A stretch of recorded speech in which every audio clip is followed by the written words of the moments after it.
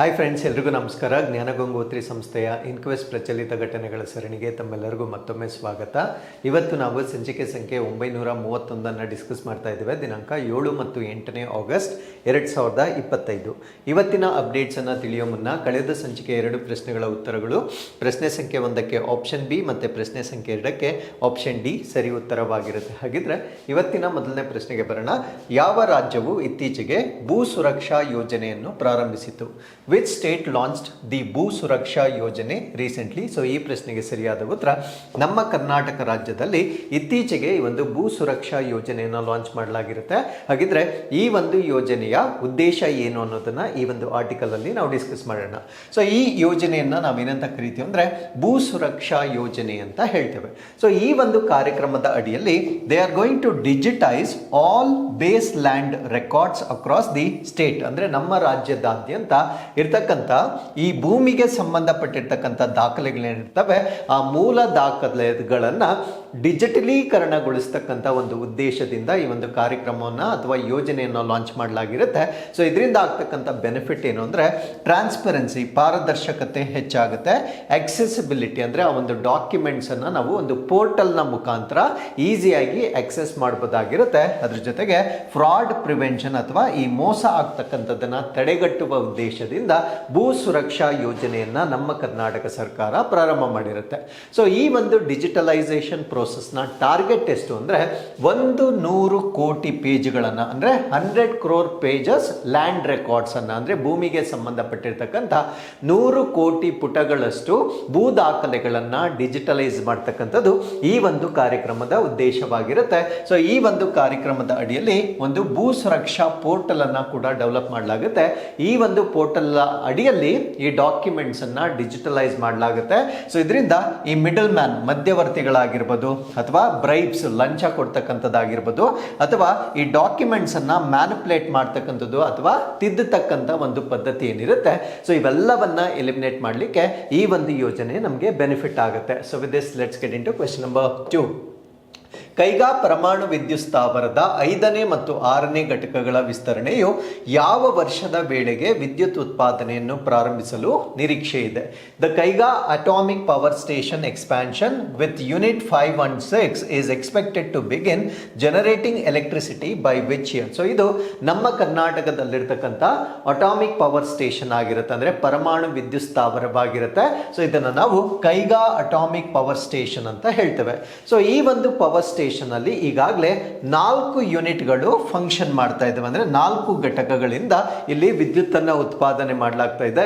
ಈಗ 5ನೇ ಮತ್ತು 6ನೇ ಘಟಕದ ಡೆವಲಪ್ಮೆಂಟ್ ಅನ್ನ ಪ್ರಾರಂಭ ಮಾಡಲಾಗಿರುತ್ತೆ. ಸೊ ಈ ಒಂದು ಅಭಿವೃದ್ಧಿ ಕಂಪ್ಲೀಟ್ ಆಗಿ ಯಾವ ವರ್ಷಕ್ಕೆ ಅಲ್ಲಿ 5ನೇ ಮತ್ತು 6ನೇ ಘಟಕದಿಂದ ವಿದ್ಯುತ್ ಆರಂಭವಾಗುತ್ತೆ ಅಥವಾ ವಿದ್ಯುತ್ ತಯಾರಿ ಆರಂಭವಾಗುತ್ತೆ ಅನ್ನೋದು ನಮ್ಮ ಪ್ರಶ್ನೆ ಆಗಿರುತ್ತೆ. ಸೊ ಈ ಪ್ರಶ್ನೆಗೆ ಸರಿಯಾದ ಉತ್ತರ 2030ರಿಂದ 5ನೇ ಮತ್ತು 6ನೇ ಘಟಕ ಈ ಒಂದು ಕೈಗಾ ಅಟಾಮಿಕ್ ಪವರ್ ಸ್ಟೇಷನ್ ಅಲ್ಲಿ ತನ್ನ ವಿದ್ಯುತ್ ಜನರೇಷನ್ ಅನ್ನ ಪ್ರಾರಂಭ ಮಾಡತಕ್ಕಂತ ಒಂದು ನಿರೀಕ್ಷೆ ಇದೆ. ಹಾಗಿದ್ರೆ ನಮ್ಮ ಭಾರತ ದೇಶದಲ್ಲಿ ಈ ಒಂದು power plants, nuclear power plants ಅಂತಕ್ಕಂಥದ್ದು ಯಾವ ಸ್ಟೇಟ್ ಅಲ್ಲಿ ಇದೆ, ಅದಕ್ಕೆ ಏನಂತ ಕರೀತಾರೆ, ಸೊ ಅದನ್ನ ನಾವು ಡಿಸ್ಕಸ್ ಮಾಡ್ತಾ ಬರೋಣ.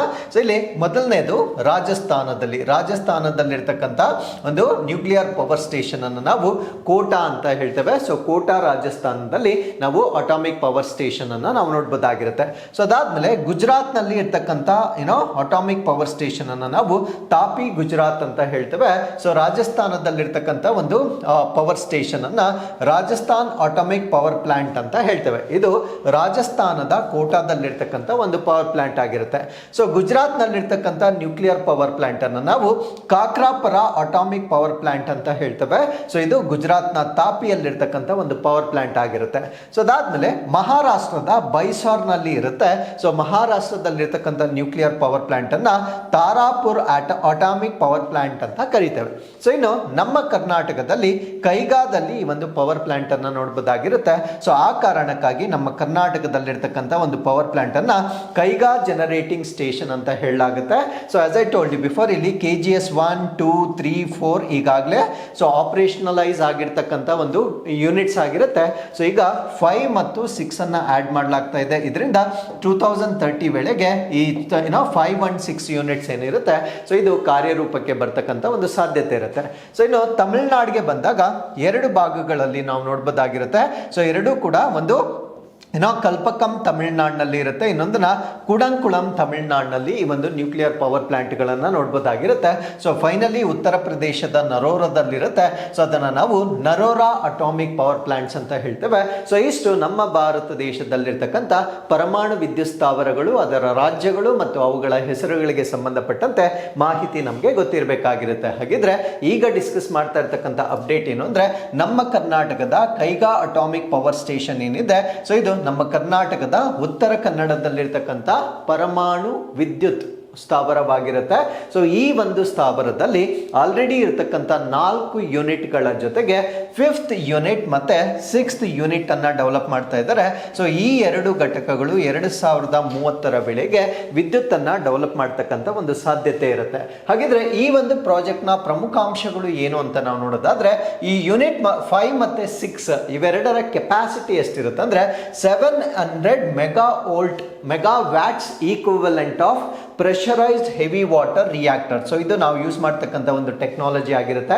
ಇದನ್ನ PHWR ಅಂತ ಹೇಳ್ತೇವೆ. ಪ್ರೆಷರೈಸ್ಡ್ ಅಂದ್ರೆ ಒತ್ತಡದ ಬಾರ ನೀರಿನ ರಿಯಾಕ್ಟರ್ಗಳನ್ನು ಬಳಸಿಕೊಂಡು ಸೊ ಈ ಒಂದು ವಿದ್ಯುತ್ ಅನ್ನ ಡೆವಲಪ್ ಮಾಡ್ತಕ್ಕಂಥದ್ದು ಇದರ ಉದ್ದೇಶವಾಗಿರುತ್ತೆ. ಸೊ ಇಲ್ಲಿ ಡೆವಲಪ್ ಆಗ್ತಕ್ಕಂಥ 50% ಆಫ್ ದಿ ಎಲೆಕ್ಟ್ರಿಸಿಟಿ ಏನಿರುತ್ತೆ ಸೊ ಇದನ್ನ ಕರ್ನಾಟಕ ರಾಜ್ಯಕ್ಕೆ ಬಳಸಿಕೊಳ್ಳಲಾಗುತ್ತೆ. ಮಿಕ್ಕಿದ 50% ಅನ್ನ ಬೇರೆ ರಾಜ್ಯಗಳಿಗೆ ಟ್ರಾನ್ಸ್ಮಿಷನ್ ಮಾಡಲಾಗುತ್ತೆ. ಹಾಗಿದ್ರೆ ಆಪರೇಷನಲ್ ಎಕ್ಸಲೆನ್ಸ್, ಸೊ ಇದಕ್ಕೆ ಸಂಬಂಧಪಟ್ಟಂತೆ ಒಂದು ದಾಖಲೆ ಕೂಡ ಆಗಿರುತ್ತೆ. ಆ ದಾಖಲೆ ಏನು ಅಂತ ನಾವು ನೋಡೋದಾದ್ರೆ, ಈ ಯೂನಿಟ್ 1 ಏನಿದೆ ಸೊ ನಾನು ಮಾತಾಡ್ತಾ ಇರ್ತಕ್ಕಂಥದ್ದು ಕೈಗಾದಲ್ಲಿರ್ತಕ್ಕಂಥ ಒಂದು ಘಟಕ 1 ಈಗಾಗಲೇ ಫಂಕ್ಷನಲ್ ಇರ್ತಕ್ಕಂಥ ಒಂದು ಯೂನಿಟ್ ಆಗಿರುತ್ತೆ. ಸೊ ಈ ಒಂದು ಯೂನಿಟ್ 1ಗೆ ಸಂಬಂಧಪಟ್ಟಂತೆ ಒಂದು ರೆಕಾರ್ಡ್ ಅಥವಾ ಒಂದು ದಾಖಲೆ ಇರುತ್ತೆ. ಆ ದಾಖಲೆ ಏನು ಅಂದ್ರೆ, it ran continuously for 962 days a world record. So ಇದು 962 ದಿನಗಳ ಕಾಲ ನಿರಂತರವಾಗಿ ಕಾರ್ಯನಿರ್ವಹಿಸುವ ಮುಖಾಂತರ ವಿಶ್ವ ದಾಖಲೆಯನ್ನ ಬರೆದಿರ್ತಕ್ಕಂಥ ಒಂದು ಘಟಕವಾಗಿ ನಾವು ಯೂನಿಟ್ 1 ಅನ್ನ ನೋಡ್ಬೋದಾಗಿರುತ್ತೆ. ಸೊ ಹಾಗಿದ್ರೆ ಇದು ಒಟ್ಟು ಎಷ್ಟು ಎಲೆಕ್ಟ್ರಿಸಿಟಿಯನ್ನ ಜನರೇಟ್ ಮಾಡಿರುತ್ತೆ ಅಂದ್ರೆ 1.3 ಲಕ್ಷ ಮಿಲಿಯನ್ ಯೂನಿಟ್ಸ್ ಆಫ್ ಎಲೆಕ್ಟ್ರಿಸಿಟಿಯನ್ನ ಜನರೇಟ್ ಮಾಡಿ ಇದು ದಾಖಲೆಯನ್ನ ಮಾಡಿರುತ್ತೆ. Avoided 1.2 lakh tons of carbon dioxide emission. So ಇದು ಯಾವಾಗ ನಾವು ನ್ಯೂಕ್ಲಿಯರ್ ಪವರ್ ಪ್ಲಾಂಟ್ ಅನ್ನ ಯೂಸ್ ಮಾಡ್ತೇವೆ ಸೊ ಇದರಿಂದ ಗ್ರೀನ್ ಹೌಸ್ ಗ್ಯಾಸ್ ಆಗಿರ್ತಕ್ಕಂಥ ಕಾರ್ಬನ್ ಡೈಆಕ್ಸೈಡ್ ಉತ್ಪತ್ತಿ ಆಗಿರೋದಿಲ್ಲ. ಈ ಘಟಕ 1ರಿಂದ ಮಾತ್ರ 1.2 ಲಕ್ಷ ಟನ್ಗಳಷ್ಟು ಕಾರ್ಬನ್ ಡೈಆಕ್ಸೈಡ್ ಎಮಿಷನ್ ಅನ್ನು ನಾವು ಪ್ರಿವೆಂಟ್ ಮಾಡಿರ್ತಕ್ಕಂಥ ಒಂದು ಘಟಕ ಇದಾಗಿರುತ್ತೆ. ಹಾಗಿದ್ರೆ ಕೈಗಾ ಅಟಾಮಿಕ್ ಪವರ್ ಸ್ಟೇಷನ್ ಬಗ್ಗೆ ನಾವು ಬೇಸಿಕ್ ಮಾಹಿತಿಯನ್ನ ಡಿಸ್ಕಸ್ ಮಾಡೋದಾದ್ರೆ, ಸೊ ಇದು ಕಾಳಿ ರಿವರ್ ನ ಬಳಿ ಇರತಕ್ಕಂಥ ಒಂದು ಅಟಾಮಿಕ್ ಪವರ್ ಸ್ಟೇಷನ್ ಆಗಿರುತ್ತೆ. ಸೊ ಇದು ನಮ್ಮ ಕರ್ನಾಟಕದ ಉತ್ತರ ಕನ್ನಡ ಜಿಲ್ಲೆಯಲ್ಲಿ ಬರ್ತಕ್ಕಂಥ ಪರಮಾಣು ವಿದ್ಯುತ್ ಸ್ಥಾವರವಾಗಿ ನಾವು ನೋಡ್ಬೋದಾಗಿರುತ್ತೆ. ಸೊ ಇದನ್ನ ಯಾರು ಆಪರೇಟ್ ಮಾಡ್ತಾರೆ ಅಥವಾ ಇದನ್ನ ನಿರ್ವಹಣೆ ಮಾಡ್ತಕ್ಕಂಥವ್ರು ಯಾರು ಅಂದ್ರೆ, nuclear power corporation of India limited, ಅಂದ್ರೆ ನಮ್ಮ ಭಾರತ ದೇಶದ ನ್ಯೂಕ್ಲಿಯರ್ ಪವರ್ ಕಾರ್ಪೊರೇಷನ್ ನ ವತಿಯಿಂದ ಸೊ ಈ ಒಂದು ಸ್ಥಾವರವನ್ನ ನಿಯಂತ್ರಣ ಮಾಡಲಾಗುತ್ತೆ. ಹಾಗಿದ್ರೆ ಈ ಒಂದು ಅಟಾಮಿಕ್ ಪವರ್ ಸ್ಟೇಷನ್ ನ ಓವರ್ ವ್ಯೂ ಅಥವಾ ಅವಲೋಕನವನ್ನ ನಾವು ಮಾಡೋದಾದ್ರೆ, ಸೊ ಇಲ್ಲಿ ಬಳಕೆ ಮಾಡ್ತಾ ಇರ್ತಕ್ಕಂಥ ರಿಯಾಕ್ಟರ್ ಯಾವುದು ಅದು ನಮಗೆ ಗೊತ್ತಿರಬೇಕಾಗಿರುತ್ತೆ. ಸೊ ಇದನ್ನ ಪ್ರೆಷರೈಸ್ಡ್ ಹೆವಿ ವಾಟರ್ ರಿಯಾಕ್ಟರ್ ಅನ್ನ ನಾವು ಇಲ್ಲಿ ಟೆಕ್ನಾಲಜಿ ಆಗಿ ಬಳಕೆ ಮಾಡ್ತೇವೆ. ಸೊ ಇಲ್ಲಿರ್ತಕ್ಕಂಥ ಯೂನಿಟ್ಗಳ ಸಂಖ್ಯೆ ಪ್ರಸ್ತುತವಾಗಿ 4 ಯೂನಿಟ್ಗಳನ್ನ ನೋಡಬಹುದಾಗಿರುತ್ತೆ.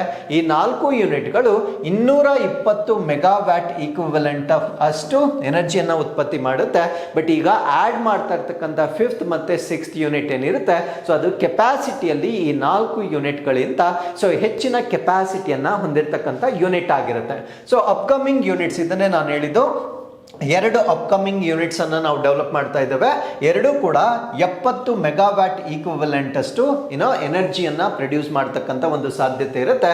ಸೊ ಈ ಒಂದು ಯೂನಿಟ್ ನಲ್ಲಿ ಬರ್ತಕ್ಕಂಥ ಒಂದು ಹಾಟ್ ವಾಟರ್ ಏನಿರುತ್ತೆ ಅಂದ್ರೆ ಅಲ್ಲಿ ಬಳಕೆ ಮಾಡ್ತಕ್ಕಂಥ ನೀರು ಬಿಸಿ ಆಗುತ್ತೆ. ಆ ನೀರನ್ನ ನಾವು ತಂಪಾಗಿಸಬೇಕಾಗಿರುತ್ತೆ. ಸೊ ಅಲ್ಲಿರ್ತಕ್ಕಂಥ ಒಂದು ಕೂಲಿಂಗ್ ಸೋರ್ಸ್ ಯಾವುದು ಅಂದ್ರೆ ಕಾದ್ರಾ ಡ್ಯಾಮ್ ಮತ್ತೆ ಕಾಳಿ ರಿವರ್ ಏನಿರುತ್ತೆ ಸೊ ಇವೆರಡನ್ನ ಬಳಸಿಕೊಂಡು ಆ ಒಂದು ಪವರ್ ಪ್ಲಾಂಟ್ ಅಲ್ಲಿ ಉತ್ಪತ್ತಿ ಆಗ್ತಕ್ಕಂಥ ಬಿಸಿ ನೀರೇನಿರುತ್ತೆ ಸೊ ಅದನ್ನ ತಂಪಾಗಿಸ್ಲಿಕ್ಕೆ ಸೋರ್ಸ್ ಆಗಿ ಕಾದ್ರಾ ಡ್ಯಾಮ್ ಮತ್ತೆ ಕಾಳಿ ರಿವರ್ ಅನ್ನ ಇಲ್ಲಿ ಬಳಕೆ ಮಾಡಲಾಗ್ತಾ ಇದೆ. ಸೊ ಇಷ್ಟು ಈ ಒಂದು ಕೈಗಾ ಬಗ್ಗೆ ನಮಗೆ ಗೊತ್ತಿರಬೇಕಾಗಿರುತ್ತೆ. So with this let's get into question number 3. ಉತ್ತರಾಖಂಡದ ಯಾವ ನದಿಯ ಜಲಾನಯನ ಪ್ರದೇಶದಲ್ಲಿ ಇತ್ತೀಚೆಗೆ ಮೋಡ ಸ್ಫೋಟ ಸಂಭವಿಸಿದೆ? So which river's catchment area in Uttarakhand recently experience cloud burst? So ಈ ಪ್ರಶ್ನೆಗೆ ಸರಿಯಾದ ಉತ್ತರ ಸೊ ಅಲ್ಲಿರ್ತಕ್ಕಂಥ ಒಂದು ಗಂಗಾ, ಅದನ್ನ ನಾವು ಕೀರ್ ಗಂಗಾ ಅಂತ ಹೇಳ್ತೇವೆ. ಸೊ ಕೀರ್ ಗಂಗಾ ಪ್ರದೇಶದಲ್ಲಿ ಇತ್ತೀಚೆಗೆ ಉತ್ತರಾಖಂಡದಲ್ಲಿ ಈ ಮೋಡ ಸ್ಫೋಟಗೊಂಡು ಸಾಕಷ್ಟು ಹಾನಿಯಾಗಿರ್ತಕ್ಕಂಥ ಒಂದು ಘಟನೆ ನಮ್ಮ ಭಾರತ ದೇಶದಲ್ಲಿ ನಡೆದಿರುತ್ತೆ. ಸೊ ಈ ಒಂದು ಆರ್ಟಿಕಲ್ ಅಲ್ಲಿ ಈ ಕ್ಲೌಡ್ ಬರ್ಸ್ಟ್ ಹೇಗಾಗುತ್ತೆ ಅಂತಕ್ಕಂಥ ಒಂದು ಸೈನ್ಸ್ ಅನ್ನ ನಾವು ಕಂಪ್ಲೀಟ್ ಆಗಿ ಅರ್ಥ ಮಾಡ್ಕೊಳ್ಳೋಣ. ಸೊ ಇದನ್ನ ಈ ಕ್ಲೌಡ್ ಬರ್ಸ್ಟ್ ಇಂದ ಆಗ್ತಕ್ಕಂಥ ಪ್ರಾಬ್ಲಮ್ ಏನು ಅಂದ್ರೆ ಫ್ಲಾಶ್ ಫ್ಲಡ್ಸ್ ಅಂತ ಹೇಳ್ತೇವೆ. ಅಂದ್ರೆ ಹಠಾತ್ ಆಗಿ ಪ್ರವಾಹಗಳು ಉಂಟಾಗ್ತಕ್ಕಂಥ ಒಂದು ಘಟನೆ ಇದಾಗಿರುತ್ತೆ. ಸೊ ಈ ರೀತಿಯ ಘಟನೆ ನಮ್ಮ ಭಾರತ ದೇಶದ ಉತ್ತರಾಖಂಡದಲ್ಲಿ ಉತ್ತರ ಕಾಶಿ ಅಂತಕ್ಕಂಥ ಒಂದು ಡಿಸ್ಟ್ರಿಕ್ಟ್ ಇರುತ್ತೆ, ಉತ್ತರ ಕಾಶಿ ಅಂತ ಒಂದು ಜಿಲ್ಲೆ ಇರುತ್ತೆ. ಆ ಒಂದು ಜಿಲ್ಲೆಯಲ್ಲಿ ಸಂಭವಿಸ್ತಿರ್ತಕ್ಕಂಥ ಒಂದು ಅವಘಡವಾಗಿರುತ್ತೆ. ಸೊ ಈ ಒಂದು ಕ್ಲೌಡ್ ಬರ್ಸ್ಟ್ ಏನಿದೆ ಇದು ಇಂದಿ Kheer Ganga river catchment area. So ಅಲ್ಲಿರ್ತಕ್ಕಂಥ ಒಂದು ಜಲಾನಯನ ಪ್ರದೇಶ, ಅದನ್ನ ನಾವು ಕೀರ್ ಗಂಗಾ ರಿವರ್, ಈ ಒಂದು ಕೀರ್ ಗಂಗಾ ನದಿಗೆ ಸಂಬಂಧಪಟ್ಟಿರ್ತಕ್ಕಂಥ ಜಲಾನಯನ ಪ್ರದೇಶ ಏನಿರುತ್ತೆ ಆ ಒಂದು ಜಲಾನಯನ ಪ್ರದೇಶದಲ್ಲಿ ಆಗಿರ್ತಕ್ಕಂಥ ಒಂದು ಡ್ಯಾಮೇಜ್ ಆಗಿರುತ್ತೆ. ಸೊ ಅಲ್ಲಿರ್ತಕ್ಕಂಥ ಒಂದು ಹಳ್ಳಿ, ಆ ಹಳ್ಳಿಯನ್ನ ನಾವೇನಂತ ಕರಿತೀವಿ ಅಂದ್ರೆ ದಾರಾಲಿ ವಿಲೇಜ್ ಅಂತ ಹೇಳ್ತೇವೆ. ಸೊ ಈ ಒಂದು ಕ್ಲೌಡ್ ಬರ್ಸ್ಟ್ ಆದಾಗ ಫ್ಲಾಶ್ ಫ್ಲಡ್ಸ್ ಏನಾಗುತ್ತೆ ಅಲ್ಲಿ ಉತ್ಪತ್ತಿ ಆಗ್ತಕ್ಕಂಥ ಒಂದು ಡೆಬ್ರಿಸ್ ಏನಿರುತ್ತೆ ಆ ಎಲ್ಲ ಡೆಬ್ರಿಸ್ಗಳು ಈ ಒಂದು ಗ್ರಾಮದ ಮೇಲೆ ಹಾದು ಹೋಗಿದ್ದ ಕಾರಣದಿಂದ 4 ಜನರು ಸಾವನ್ನಪ್ಪಿ ಅನೇಕ ಜನರು ಗಾಯಗೊಂಡಿರ್ತಾರೆ. ಮತ್ತೆ ಅಲ್ಲಿರ್ತಕ್ಕಂಥ ಆಸ್ತಿ ಪಾಸ್ತಿ ನಷ್ಟವಾಗಿರ್ತಕ್ಕಂಥದ್ದನ್ನ ನಾವು ಈ ಒಂದು ಇನ್ಸಿಡೆಂಟ್ ಇಂದ ನೋಡ್ಬೋದಾಗಿರುತ್ತೆ. ಹಾಗಿದ್ರೆ ಸೊ ಇಲ್ಲಿ 2 ರೀತಿಯ ಕ್ಲೌಡ್ ಬರ್ಸ್ಟ್ ಆಗಿದೆ, ಅಂದ್ರೆ 2 ಕಡೆ ಆಕ್ಚುಲಿ ಮೋಡ ಸ್ಫೋಟಗೊಂಡಿದೆ. ಸೊ ಒಂದು ದಾರಾಲಿ ವಿಲೇಜ್, ಸೊ ಇದನ್ನ ನಾನು ಆಲ್ರೆಡಿ ಹೇಳಿದ್ದೇನೆ, ದಾರಾಳಿ ವಿಲೇಜ್ ನಲ್ಲೂ ಕೂಡ ಮೋಡ ಕ್ಲೌಡ್ ಬರ್ಸ್ಟ್ ಆಗಿರುತ್ತೆ. ಅದ್ರ ಜೊತೆಗೆ ಸುಕಿ ಟಾಪ್ ಅಂತ ಕರಿತೇವೆ. ಸೊ ಈ ಒಂದು ಸುಕಿ ಟಾಪ್ ಅಂತಕ್ಕಂಥ ಪ್ರದೇಶದಲ್ಲೂ ಕೂಡ ಮೇಘ ಸ್ಫೋಟಗೊಂಡಿರುವ ಕಾರಣದಿಂದ ಅಲ್ಲಿ ಸಾಕಷ್ಟು ಸಾವು ನೋವುಗಳು ಸಂಭವಿಸಿರುತ್ತೆ. ಹಾಗಿದ್ರೆ what you mean by cloud burst? ಇದರ ಡೆಫಿನೇಷನ್ ನಮಗೆ ಜಿಯೋಗ್ರಫಿಗೆ ಸಂಬಂಧಪಟ್ಟಂತೆ ಗೊತ್ತಿರಬೇಕಾಗಿರುತ್ತೆ. ಮೋಡ ಸ್ಫೋಟ ಎಂದರೆ ಏನು? ಮೋಡ ಸ್ಫೋಟ ಅಂದ್ರೆ ಇದೊಂದು ಸಡನ್ ಆಗಿ ನಡೀತಕ್ಕಂಥ ಒಂದು ಡಿಸಾಸ್ಟರ್ ಆಗಿರುತ್ತೆ, ಹಠಾತ್ ಆಗಿ ನಡೆಯುತ್ತೆ. ಸೊ ಅದಾದ್ಮೇಲೆ ಎಕ್ಸ್ಟ್ರೀಮ್ಲಿ ಇಂಟೆನ್ಸ್ ರೈನ್ಫಾಲ್ ಆಗಿರುತ್ತೆ, ಅಂದ್ರೆ ಅತ್ಯಂತ ತೀವ್ರವಾಗಿರ್ತಕ್ಕಂಥ ಮಳೆ ಆಗಿರುತ್ತೆ. ಎಷ್ಟು ಮಳೆ ಆಗಿರುತ್ತೆ ಅಂದ್ರೆ 100 ಮಿಲಿಮೀಟರ್ ಅಥವಾ 100 millimetres or more rain in the under an hour or over a small area. ಅಂದ್ರೆ ಒಂದು ಚಿಕ್ಕದಾದ ಭೂಪ್ರದೇಶದಲ್ಲಿ 100 ಮಿಲಿಮೀಟರ್ಗಿಂತ ಹೆಚ್ಚು ಮಳೆ ಆಗುತ್ತೆ. ಅದು ಕೇವಲ 1 ಗಂಟೆಯಲ್ಲಿ, ಅಂದ್ರೆ with in a very short span of time ಅಲ್ಲಿ. ಸೊ 100 ಮಿಲಿಮೀಟರ್ಗಿಂತ ಹೆಚ್ಚು ಮಳೆ ಒಂದು ಚಿಕ್ಕ ಜಾಗದಲ್ಲಿ ಸಂಭವಿಸುತ್ತೆ. ಟಿಪಿಕಲಿ 20 to 30 ಸ್ಕ್ವೇರ್ ಕಿಲೋಮೀಟರ್ಸ್ ಅಷ್ಟೇ, ಅಂದ್ರೆ 20 ರಿಂದ 30 ಚದರ ಕಿಲೋಮೀಟರ್ ವ್ಯಾಪ್ತಿಯಲ್ಲಿ 1 ಗಂಟೆಯ ಅವಧಿಯ ಅಡಿಯಲ್ಲಿ 100 ಮಿಲಿಮೀಟರ್ಗಿಂತ ಹೆಚ್ಚು ಮಳೆಯಾದರೆ ಸೊ ಆ ಒಂದು ಸನ್ನಿವೇಶವನ್ನ ನಾವೇನಂತ ಕರಿತೀವಿ ಅಂದ್ರೆ ಮೇಘ ಸ್ಫೋಟ ಅಂತ ಕರಿತೇವೆ. ಅಂಡ್ ಇದು ಹಠಾತ್ ಆಗಿ ಆಗ್ತಕ್ಕಂಥ ಒಂದು ಸನ್ನಿವೇಶವಾಗಿರುತ್ತೆ. ಫಾರ್ ಎಕ್ಸಾಂಪಲ್, ಇವಾಗ ಯಾವ್ದಾದ್ರು ಸೈಕ್ಲೋನ್ ಬರ್ತಾ ಇದೆ ಅಂದ್ರೆ ಅದನ್ನ ಸ್ವಲ್ಪ ದಿನಗಳ ಕಾಲ ನಾವು ಪ್ರಿಡಿಕ್ಟ್ ಮಾಡಬಹುದಾಗಿರುತ್ತೆ. ಪ್ರಿಡಿಕ್ಟ್ ಮಾಡಿ ಅಲ್ಲಿರ್ತಕ್ಕಂಥ ಒಂದು ಪ್ರದೇಶಗಳು, ವಲ್ನರಬಲ್ ಏರಿಯಾಸ್ ಏನಿರುತ್ತೆ ಸೊ ಅಲ್ಲೆಲ್ಲ ನಾವು ವಾರ್ನಿಂಗ್ ಮಾಡಿ ಕೆಲವೊಂದು ಪ್ರಿಕಾಷನ್ಸ್ ಅನ್ನ ತೆಗೆದುಕೊಳ್ಬಹುದಾಗಿರುತ್ತೆ. ಬಟ್ ಈ ಒಂದು ಕ್ಲೌಡ್ ಬರ್ಸ್ಟ್ ಅಂತಕ್ಕಂಥದ್ದು ತುಂಬಾ ರೀಜನಲ್ ಅಥವಾ ಲೋಕಲಿ ಆಗ್ತಕ್ಕಂಥ ಒಂದು ಸನ್ನಿವೇಶವಾಗಿರುತ್ತೆ. ಸೊ ಇದನ್ನ ಅಷ್ಟು ಬೇಗವಾಗಿ ನಾವು ಪ್ರಿಡಿಕ್ಟ್ ಮಾಡ್ತಕ್ಕಂಥದ್ದು ಬಹಳ ಕಷ್ಟವಾಗಿರುತ್ತೆ. Because it is very very local, ತುಂಬಾ ಸ್ಥಳೀಯವಾಗಿ ಸಂಭವಿಸ್ತಕ್ಕಂಥ ಒಂದು ಅವಘಡವಾಗಿರುತ್ತೆ. ಹಾಗಿದ್ರೆ ಸೊ ಇದರ ಒಂದು ಸೈನ್ಸ್ ಅನ್ನ ನಾವು ಅರ್ಥ ಮಾಡ್ಕೊಳ್ಳೋದಾದ್ರೆ ಈ ಕ್ಲೌಡ್ ಬರ್ಸ್ಟ್ ಅಂತಕ್ಕಂಥದ್ದು ಸಾಮಾನ್ಯವಾಗಿ ಈ ರೀತಿಯ ಬೆಟ್ಟಗಳಿಂದ ಕೂಡಿರ್ತಕ್ಕಂಥ ಪ್ರದೇಶಗಳಲ್ಲಿ ಆಗ್ತಕ್ಕಂಥ ಒಂದು ಸನ್ನಿವೇಶವಾಗಿರುತ್ತೆ. ಸೊ ಎಕ್ಸಾಕ್ಟ್ಲಿ ಏನಾಗುತ್ತೆ, ಸೊ ಇಲ್ಲಿ ಈ ಮಾಯ್ಸ್ಟ್ ಏರ್ ಮತ್ತೆ ವಾರ್ಮ್ ಏರ್ ಏನಿರುತ್ತೆ ಸೊ ಯೂಶುವಲಿ ಈ ಬೆಟ್ಟಗಳು ಬಂದಾಗ ಇದನ್ನ ಓರೋಗ್ರಫಿಕ್ ಅಂತ ಹೇಳ್ತೀವಿ. ಅಂದ್ರೆ ಬೆಟ್ಟಗಳಿದ್ದಾಗ ಏನಾಗುತ್ತೆ ಅಂದ್ರೆ ಸೊ ಅದು ರೈಸ್ ಆಗುತ್ತೆ, ನಮ್ಮ ಒಂದು ಅಟ್ಮಾಸ್ಫಿಯರ್ ಅಲ್ಲಿ ಅದು ಮೇಲಕ್ಕೆ ಇರುತ್ತೆ. ಸೊ ಯಾವಾಗ ಈ ಒಂದು ಮಾಯ್ಸ್ಟ್ ಏರ್ ನಮ್ಮ ಅಟ್ಮಾಸ್ಫಿಯರ್ ಅಲ್ಲಿ ರೈಸ್ ಆಗುತ್ತೆ, ಮೇಲಕ್ಕೆ ಹೋಗ್ತಾ ಹೋಗ್ತಾ ಟೆಂಪರೇಚರ್ ಡ್ರಾಪ್ ಆಗುತ್ತೆ. ಸೊ ತಾಪಮಾನ ಕಡಿಮೆ ಆಗುತ್ತೆ. ಯಾವಾಗ ಟೆಂಪರೇಚರ್ ಆಗುತ್ತೆ ಆ ಗಾಳಿಯಲ್ಲಿರ್ತಕ್ಕಂಥ ನೀರಿನ ಅಂಶ ಏನಾಗುತ್ತೆ ಅಂದ್ರೆ ಸೊ ಅದು ಕಂಡೆನ್ಸೇಷನ್ ಆಗ್ಲಿಕ್ಕೆ ಸ್ಟಾರ್ಟ್ ಆಗುತ್ತೆ, ಅಂದ್ರೆ ಸಾಂದ್ರೀಕರಣ ಗೊಳ್ಳಿಕ್ಕೆ ಪ್ರಾರಂಭವಾಗುತ್ತೆ. ಸೊ ಯಾವಾಗ ಇದು ಸಾಂದ್ರೀಕರಣಗೊಳ್ಳಿಕ್ಕೆ ಪ್ರಾರಂಭವಾಗುತ್ತೆ, ಅದರ ಡೆನ್ಸಿಟಿ ಜಾಸ್ತಿ ಆಗುತ್ತೆ, ಅಂದರೆ ಅದರ ಸಾಂದ್ರತೆ ಜಾಸ್ತಿ ಆಗುತ್ತೆ. ಸೊ ಸಾಂದ್ರತೆ ಜಾಸ್ತಿ ಆದಾಗ ಅದರ ವೇಟ್ ಜಾಸ್ತಿ ಆಗುತ್ತೆ. ಯಾವಾಗ ಇಲ್ಲಿ ಅಪ್ಲಿಫ್ಟ್ ಏರ್ ಏನಿರುತ್ತೆ, ಆ ಅಪ್ಲಿಫ್ಟ್ ಏರ್ ಈ ಒಂದು ವೆಯ್ಟನ್ನು ಪುಷ್ ಮಾಡ್ತಕ್ಕಂಥ ಸಾಮರ್ಥ್ಯ ಇರುತ್ತೆ, ಅಂದರೆ ಮೇಲಕ್ಕೆ ಪುಷ್ ಮಾಡ್ತಕ್ಕಂಥ ಸಾಮರ್ಥ್ಯ ಅಲ್ಲಿರ್ತಕ್ಕಂಥ ಗಾಳಿ ಈ ಒಂದು ಕಾನ್ಸಂಟ್ರೇಟೆಡ್ ವಾಟರ್ ಏನಿರುತ್ತೆ ಸೊ ಅದನ್ನು ನಿರಂತರವಾಗಿ ಪುಷ್ ಮಾಡ್ತಾ ಇರುತ್ತೆ. ಎಲ್ಲಿಯವರೆಗೂ ಆ ಒಂದು ಗಾಳಿಯ ಶಕ್ತಿ ಆ ಒಂದು ಡೆನ್ಸಿಟಿ ಆಫ್ ವಾಟರನ್ನು ಹೋಲ್ಡ್ ಮಾಡ್ತಕ್ಕಂಥ ಕೆಪಾಸಿಟಿ ಇರುತ್ತೆ, ಅಲ್ಲಿವರೆಗೂ ಯಾವುದೇ ತೊಂದರೆ ಆಗೋದಿಲ್ಲ. ಸೊ ಯಾವಾಗ ಈ ಒಂದು ನೀರಿನ ಕಣಗಳು ಜಾಸ್ತಿ ಕಂಡೆನ್ಸೇಷನ್ ಆಗಲಿಕ್ಕೆ ಪ್ರಾರಂಭವಾಗುತ್ತೆ, ಅವಾಗ ವೇಟ್ ಜಾಸ್ತಿ ಆಗುತ್ತೆ. ಆ ಒಂದು ವೇಟ್ ಅನ್ನ ಆ ಅಪ್ವರ್ಡ್ ಮೂವ್ಮೆಂಟ್ ಆಫ್ ಏರ್ ಏನಿರುತ್ತೆ ಅದು ಹೋಲ್ಡ್ ಮಾಡಷ್ಟು ಕೆಪಾಸಿಟಿ ಇರೋದಿಲ್ಲ. ಸೊ ಅವಾಗ ಏನಾಗುತ್ತೆ ಅಂದ್ರೆ ಇದು ಸಡನ್ ಆಗಿ ಬ್ರೇಕ್ ಆಗುತ್ತೆ. ಯಾಕಂದ್ರೆ ಯಾವಾಗ ಗಾಳಿ ತನ್ನ ಶಕ್ತಿಯನ್ನ ಕಳೆದುಕೊಳ್ಳುತ್ತೆ, ಸೊ ಅವಾಗ ಅದು ಆ ಒಂದು ಮೋಡವನ್ನ ಸಡನ್ ಆಗಿ ಬಿಟ್ಬಿಡುತ್ತೆ. ಸೊ ಅವಾಗ ಬರ್ತಕ್ಕಂಥ ಒಂದು ಮಳೆಯನ್ನ ನಾವೇನಂತ ಕರಿತೀವಿ ಅಂದ್ರೆ ಮೇಘಸ್ಫೋಟ, ಕ್ಲೌಡ್ ಬರ್ಸ್ಟ್ ಅಂತ ಹೇಳ್ತೇವೆ. ಸೊ ಅದರಿಂದ ಉತ್ಪತ್ತಿ ಆಗ್ತಕ್ಕಂಥ ಒಂದು ಪ್ರವಾಹವನ್ನ ಫ್ಲಾಶ್ ಫ್ಲಡ್ಸ್ ಅಂತ ಹೇಳ್ತೇವೆ, ಅಥವಾ ಹಠಾತ್ ಪ್ರವಾಹಗಳು ಅಂತ ಹೇಳ್ತೇವೆ. ಸೊ ಈ ರೀತಿಯ ಒಂದು ವಿದ್ಯಮಾನದಿಂದ ಆಗ್ತಕ್ಕಂಥ ಒಂದು ಪ್ರವಾಹವನ್ನು ನಾವು ಫ್ಲಾಶ್ ಫ್ಲಡ್ಸ್ ಅಂತ ಹೇಳ್ತೇವೆ. ಸೊ ಈ ಮಳೆ ಈ ಒಂದು ಬೆಟ್ಟ ಗುಡ್ಡಗಳ ಮೇಲೆ ಬೀಳುವುದರಿಂದ, ನಮಗೊತ್ತು ಬೆಟ್ಟ ಗುಡ್ಡಗಳು ಈ ತರ ಕಡಿದಾಗಿರುತ್ತೆ, ಅಂದ್ರೆ ಸ್ಟೀಪ್ ಆಗಿರುವ ಕಾರಣದಿಂದ ನೀರು ಅಬ್ಸಾರ್ಬ್ ಮಾಡ್ಕೊಳ್ಳೋಕ್ಕೆ ಟೈಮ್ ಸಿಗೋದಿಲ್ಲ. ಸೊ ಇವಾಗ ಈ ಸಪೋಸ್ ಈ ಫ್ಲಾಟ್ ಸರ್ಫೇಸ್ ಮೇಲೆ ನೀರು ಬಿದ್ದಾಗ ಸೊ ನೀರು ಅಬ್ಸಾರ್ಬ್ ಮಾಡ್ಕೊಳ್ಳೋದಕ್ಕೆ ಸಮಯ ಸಿಗುತ್ತೆ, ಅವಾಗ ನೀರಿನ ಕ್ವಾಂಟಿಟಿ ಸ್ವಲ್ಪ ಕಡಿಮೆ ಆಗುತ್ತೆ. ಬಟ್ ಬೆಟ್ಟದ ಪ್ರದೇಶಗಳಲ್ಲಿ ಸೊ ಇಳಿಜಾರು ಇರುವ ಕಾರಣದಿಂದ ನೀರು ಅಬ್ಸಾರ್ಬ್ ಆಗಲಿಕ್ಕೆ ಯಾವುದೇ ರೀತಿಯ ಸಮಯ ಸಿಗೋದಿಲ್ಲ. ಯಾವಾಗ ಸಮಯ ಸಿಗೋದಿಲ್ಲ, ಈ ಎಲ್ಲಾ ನೀರು ಇಲ್ಲಿರ್ತಕ್ಕಂಥ ಭೂ ಪ್ರದೇಶವನ್ನ ಸಂಪೂರ್ಣವಾಗಿ ಜಲಸಮಾಧಿ ಮಾಡುತ್ತೆ. ಸೊ ಈ ರೀತಿಯ ಒಂದು ವಿದ್ಯಮಾನವನ್ನ ನಾವೇನಂತ ಕರಿತೀವಿ ಅಂದ್ರೆ ಸೊ ಕ್ಲೌಡ್ ಬರ್ಸ್ಟ್ ಅಂತ ಕರಿತೇವೆ. ಹಾಗಿದ್ರೆ ಈ ಒಂದು ಕ್ಲೌಡ್ ಬರ್ಸ್ಟ್ ಅಂತಕ್ಕಂಥದ್ದು ಹೈಪರ್ ಲೋಕಲ್ ಡೆಲ್ಯೂಜ್ ಆಗಿರುತ್ತೆ, ಅಂದ್ರೆ ಅತ್ಯಂತ ಸ್ಥಳೀಯವಾಗಿ ಸಂಭವಿಸಿರ್ತಕ್ಕಂಥ ಒಂದು ವಿದ್ಯಮಾನವಾಗಿರುತ್ತೆ. ಸೊ ಇದು ಫ್ಲಾಶ್ ಫ್ಲಡ್ಸ್, ಲ್ಯಾಂಡ್ ಸ್ಲೈಡ್ ಮತ್ತೆ ವೈಡ್ ಸ್ಪ್ರೆಡ್ ಡಿಸ್ಟ್ರಕ್ಷನ್ಸ್ ಅನ್ನ ಮಾಡ್ತಕ್ಕಂಥದ್ದು, ಅಂದ್ರೆ ಭೂಕುಸಿತ ಆಗ್ತಕ್ಕಂಥದ್ದು, ಪ್ರವಾಹ ಆಗ್ತಕ್ಕಂಥದ್ದು, ಈ ಎಲ್ಲ ವಿದ್ಯಮಾನಗಳಿಗೆ ಕಾರಣವಾಗುತ್ತೆ. ಸೊ ಈ ರೀತಿಯ ಕ್ಲೌಡ್ ಬರ್ಸ್ಟ್ ಅಂತಕ್ಕಂಥದ್ದು ಸಾಮಾನ್ಯವಾಗಿ ಮೌಂಟೇನಿಯಸ್ ರೀಜನ್ ಅಥವಾ ಬೆಟ್ಟ ಗುಡ್ಡ ಪ್ರದೇಶಗಳಲ್ಲಿ ಸಂಭವಿಸ್ತಕ್ಕಂಥ ಒಂದು ಡಿಸಾಸ್ಟರ್ ಆಗಿರುತ್ತೆ. ಸೊ ಇಲ್ಲಿ more than 100 millimetre of rain within an hour, ಅಂದ್ರೆ 1 ಗಂಟೆಯ ಒಳಗೆ 100 ಮಿಲಿಮೀಟರ್ಗಿಂತ ಹೆಚ್ಚು ಮಳೆ ಆಗ್ತಕ್ಕಂಥ ಒಂದು ಸಾಧ್ಯತೆಯನ್ನು ನಾವಿಲ್ಲಿ ನೋಡಬಹುದಾಗಿರುತ್ತೆ. ಸೊ ಇದು ಸರಿಸುಮಾರು 250 ಮಿಲಿಮೀಟರ್ಗಿಂತನೂ ತಲುಪತಕ್ಕಂಥ ಒಂದು ಸಾಧ್ಯತೆಯನ್ನ ಕೂಡ ಈ ಒಂದು ಕ್ಲೌಡ್ ಬರ್ಸ್ಟ್ ನಿಂದ ನಾವು ನೋಡಬಹುದಾಗಿರುತ್ತೆ. ಸೊ ಇದು ಕೇವಲ ಕೆಲವೇ ನಿಮಿಷಗಳಿಂದ ಕೆಲವೇ ಗಂಟೆಗಳಲ್ಲಿ ಮುಗ್ದೋಗುತ್ತೆ, ಅಂದ್ರೆ ವಿತ್ ಇನ್ ಫ್ಯೂ ಮಿನಿಟ್ಸ್ ಇಂದ ಫ್ಯೂ ಅವರ್ಸ್ ಒಳಗಡೆ ಮುಗ್ದೋಗ್ತಕ್ಕಂಥ ಕಂಪ್ಲೀಟ್ ಡಿಸಾಸ್ಟರ್ ಆಗಿರುತ್ತೆ. ಸೊ ಇದು ತುಂಬಾ ಸ್ಮಾಲ್, ಅಂದ್ರೆ ಚಿಕ್ಕದಾಗಿರ್ತಕ್ಕಂಥ ಪ್ರದೇಶದಲ್ಲಿ ಲೋಕಲೈಸ್ಡ್, ಅಂದ್ರೆ ಸ್ಥಳೀಯವಾಗಿರ್ತಕ್ಕಂಥ ಪ್ರದೇಶದಲ್ಲಿ ಕೆಲವೊಂದು ಚದರ ಕಿಲೋಮೀಟರ್, ಫ್ಯೂ ಸ್ಕ್ವೇರ್ ಕಿಲೋಮೀಟರ್ಸ್ ನ ಅಡಿಯಲ್ಲಿ ಸಂಭವಿಸ್ತಕ್ಕಂಥ ಒಂದು ಡಿಸಾಸ್ಟರ್ ಆಗಿರುತ್ತೆ. ಸೊ ಈ ಒಂದು ಡಿಸಾಸ್ಟರ್ ನ ವಿಡಿಯೋನ ಕೂಡ ನಾವು ಟೆಲಿಗ್ರಾಮ್ ಗ್ರೂಪ್ ಅಲ್ಲಿ ಶೇರ್ ಮಾಡಿದ್ವಿ. ಪ್ರಾಬಬಲಿ ಅದನ್ನು ನೋಡಿದ್ರೆ ಗೊತ್ತಾಗುತ್ತೆ, ಅದು ತುಂಬಾ ಚಿಕ್ಕ ಪ್ರದೇಶವಾಗಿರುತ್ತೆ. ಅಷ್ಟು ಸ್ಥಳೀಯವಾಗಿರ್ತಕ್ಕಂಥ ಚಿಕ್ಕ ಪ್ರದೇಶದಲ್ಲಿ ಸಂಭವಿಸಿರ್ತಕ್ಕಂಥ ಒಂದು ಡಿಸಾಸ್ಟರ್ ಇದಾಗಿರುತ್ತೆ. ಸೊ ಈ ಒಂದು ಡಿಸಾಸ್ಟರ್ ಸಮ್ಟೈಮ್ಸ್ ಥಂಡರ್, ಲೈಟ್ನಿಂಗ್ ಮತ್ತೆ ಸ್ಟ್ರಾಂಗ್ ವಿಂಡ್ಸ್ ಇಂದ ಕೂಡ ಅಸೋಸಿಯೇಟ್ ಆಗಿರುತ್ತೆ, ಅಂದ್ರೆ ಮೋಡ, ಗುಡುಗು, ಮಿಂಚು ಮತ್ತೆ ಈ ಒಂದು ಬಲವಾದ ಗಾಳಿ ಕೂಡ ಕೆಲವೊಮ್ಮೆ ಇರತಕ್ಕಂಥ ಒಂದು ಸಾಧ್ಯತೆ ಇರುತ್ತೆ. ಸೊ ಕಾಮನ್ ರೀಜನ್ಸ್, ಅಂದ್ರೆ ಸಾಮಾನ್ಯವಾಗಿ ಒಂದು ಕ್ಲೌಡ್ ಬರ್ಸ್ಟ್ ಆಗ್ತಕ್ಕಂಥ ಸಾಮಾನ್ಯ ಪ್ರದೇಶಗಳು ಯಾವುದು ಅಂದ್ರೆ ಹಿಲ್ಲಿ ಟೆರೆನ್ಸ್, ಅಂದ್ರೆ ಬೆಟ್ಟ ಗುಡ್ಡ ಪ್ರದೇಶಗಳಾಗಿರುತ್ತೆ. ಸೊ ನಮ್ಮ ಭಾರತ ದೇಶದಲ್ಲಿ ಉತ್ತರಾಖಂಡ್, ಹಿಮಾಚಲ್ ಪ್ರದೇಶ್ ಮತ್ತೆ ಜಮ್ಮು ಮತ್ತು ಕಾಶ್ಮೀರ್ನಲ್ಲಿ ಸೊ ಈ ರೀತಿಯ ಕ್ಲೌಡ್ ಬರ್ಸ್ಟ್ಗಳು ಆಗ್ತಕ್ಕಂಥದ್ದು ತುಂಬಾ ಸರ್ವೇ ಸಾಮಾನ್ಯವಾಗಿರುತ್ತೆ. ಹಾಗಿದ್ರೆ ಅದು ಹೇಗೆ ಸಂಭವಿಸುತ್ತದೆ, ನಾನು ಆಲ್ರೆಡಿ ಎಕ್ಸ್ಪ್ಲೇನ್ ಮಾಡಿರ್ತಕ್ಕಂಥದ್ದನ್ನ ಇಲ್ಲಿ ಟೆಕ್ಸ್ಟ್ ರೂಪದಲ್ಲಿ ಕೊಟ್ಟಿರ್ತೇವೆ. ಸೊ ಇನ್ನೊಂದ್ಸತಿ ನಾವು ಇದನ್ನ ರಿವೈಸ್ ಮಾಡೋದಾದ್ರೆ, ವಾರ್ಮ್ ಮತ್ತೆ ಮಾಯ್ಸ್ಟ್ ಏರ್ ಏನಾಗುತ್ತೆ ಅಂದ್ರೆ ರೈಸ್ ಆಗುತ್ತೆ, ಅಂದ್ರೆ ಅದು ವಾತಾವರಣದಲ್ಲಿ ಮೇಲಕ್ಕೆ ಇರುತ್ತೆ. Because due to terrain or monsoon condition, terrain ಅಂದ್ರೆ ಅಲ್ಲಿ ಬೆಟ್ಟ ಗುಡ್ಡಗಳು ಇರುವ ಕಾರಣದಿಂದ ಆ ಮಾಯ್ಸ್ಟ್ ಮತ್ತೆ ವಾರ್ಮ್ ಏರ್ ಏನಾಗುತ್ತೆ ಅಂದ್ರೆ ಈ ತರ ಅಟ್ಮಾಸ್ಫಿಯರ್ ಅಲ್ಲಿ ರೈಸ್ ಆಗುತ್ತೆ, ಮೇಲಕ್ಕೆ ಇರುತ್ತೆ.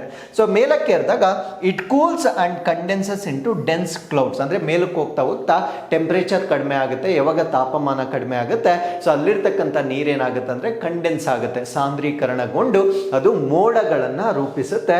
ಸೊ ಮೋಡಗಳನ್ನ ರೂಪಿಸಿದ ನಂತರ ಈ ಅಪ್ ಡ್ರಾಫ್ಟ್ ಏನಿರುತ್ತೆ, ಅಪ್ ಡ್ರಾಫ್ಟ್ ಅಂದ್ರೆ ಅದನ್ನ ಮೇಲಕ್ಕೆ ಪುಷ್ ಮಾಡ್ತಕ್ಕಂಥ ಒಂದು ಗಾಳಿ ಏನಿರುತ್ತೆ, ಸೊ ಅದು ಯಾವಾಗ ವೀಕ್ ಆಗುತ್ತೆ ಅಂದ್ರೆ ಅದು ಯಾವಾಗ ದುರ್ಬಲಗೊಳ್ಳುತ್ತೆ, ಸೊ ಆ ಮೋಡದಲ್ಲಿರ್ತಕ್ಕಂಥ ವಾಟರ್ ಏನಿರುತ್ತೆ ಒಮ್ಮೆಲೆ ಬ್ರೇಕ್ ಆಗುತ್ತೆ.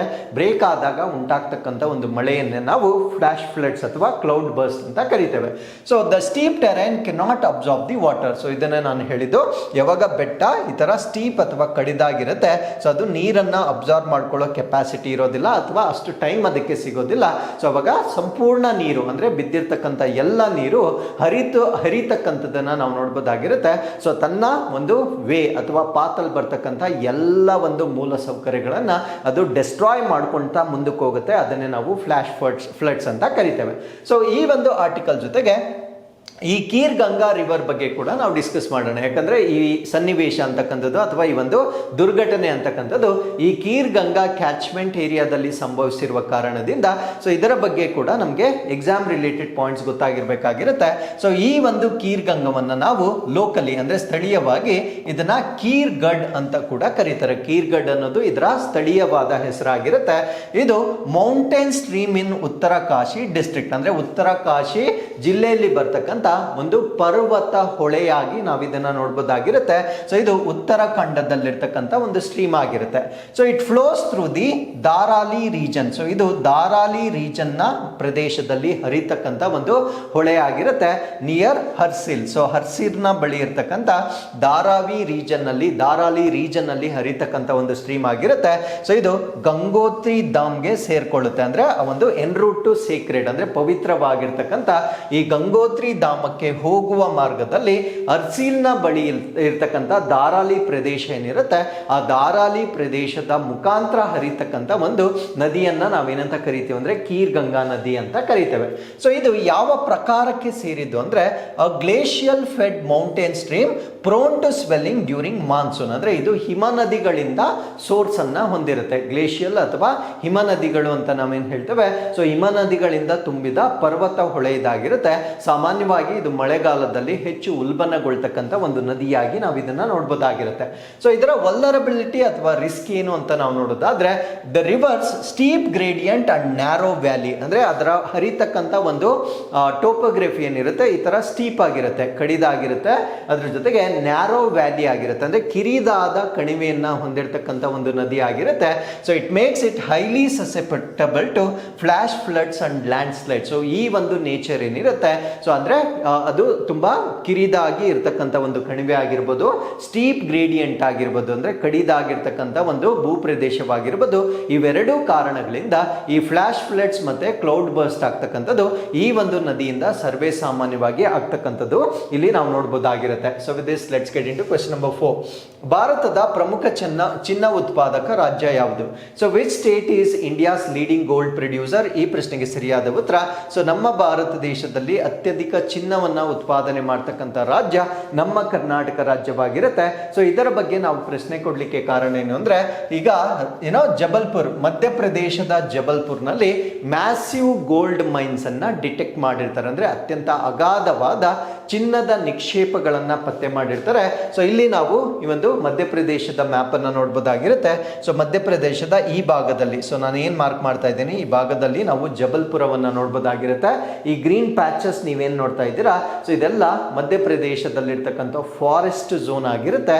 ಈವನ್ ಈಗ ಗೋಲ್ಡ್ ಮೈನ್ಸ್ ಏನ್ ಪತ್ತೆ ಆಗಿದೆ ಇದು ಕೂಡ ಫಾರೆಸ್ಟ್ ಪ್ರದೇಶದಲ್ಲಿ ಇರುತ್ತೆ. ಇದರಿಂದ ನಮಗೆ ಇನ್ನೊಂದು ಕನ್ಸರ್ನ್ ಏನು ಅಂದ್ರೆ ಅಲ್ಲಿ ಮೈನಿಂಗ್ ಅನ್ನ ನಾವು ಪ್ರಾರಂಭ ಮಾಡಿದ್ರೆ ಅಂದ್ರೆ ಗೋಲ್ಡ್ ಅನ್ನ ತೆಗಿಲಿಕ್ಕೆ ಪ್ರಾರಂಭ ಮಾಡಿದ್ರೆ ಅಲ್ಲಿರ್ತಕ್ಕಂಥ ಅರಣ್ಯ ನಾಶ ಆಗ್ತಕ್ಕಂಥ ಸಾಧ್ಯತೆಯನ್ನ ಕೂಡ ನಾವು ಇದರಿಂದ ಗಮನಿಸಬಹುದಾಗಿರುತ್ತೆ. ಸೊ ಇದರ ಬಗ್ಗೆ ನಾವು ಕಂಪ್ಲೀಟ್ ಮಾಹಿತಿನ ಡಿಸ್ಕಸ್ ಮಾಡೋದಾದ್ರೆ ಸೊ ಈಗ ಅಲ್ಲಿ ಜಬಲ್ಪುರ್ ಡಿಸ್ಟ್ರಿಕ್ಟ್ ನಲ್ಲಿ ಗೋಲ್ಡ್ ಅಥವಾ ಚಿನ್ನದ ನಿಕ್ಷೇಪಗಳು ಸಿಕ್ಕಿರ್ತಕ್ಕಂಥ ಸ್ಥಳವನ್ನ ನಾವೇನಂತ ಕರಿತೀವಿ ಅಂದ್ರೆ ಮಹಾಂಗ್ವಾ ಕವಲ್ರಿ ರೀಜನ್ ಅಂತ ಹೇಳ್ತೇವೆ.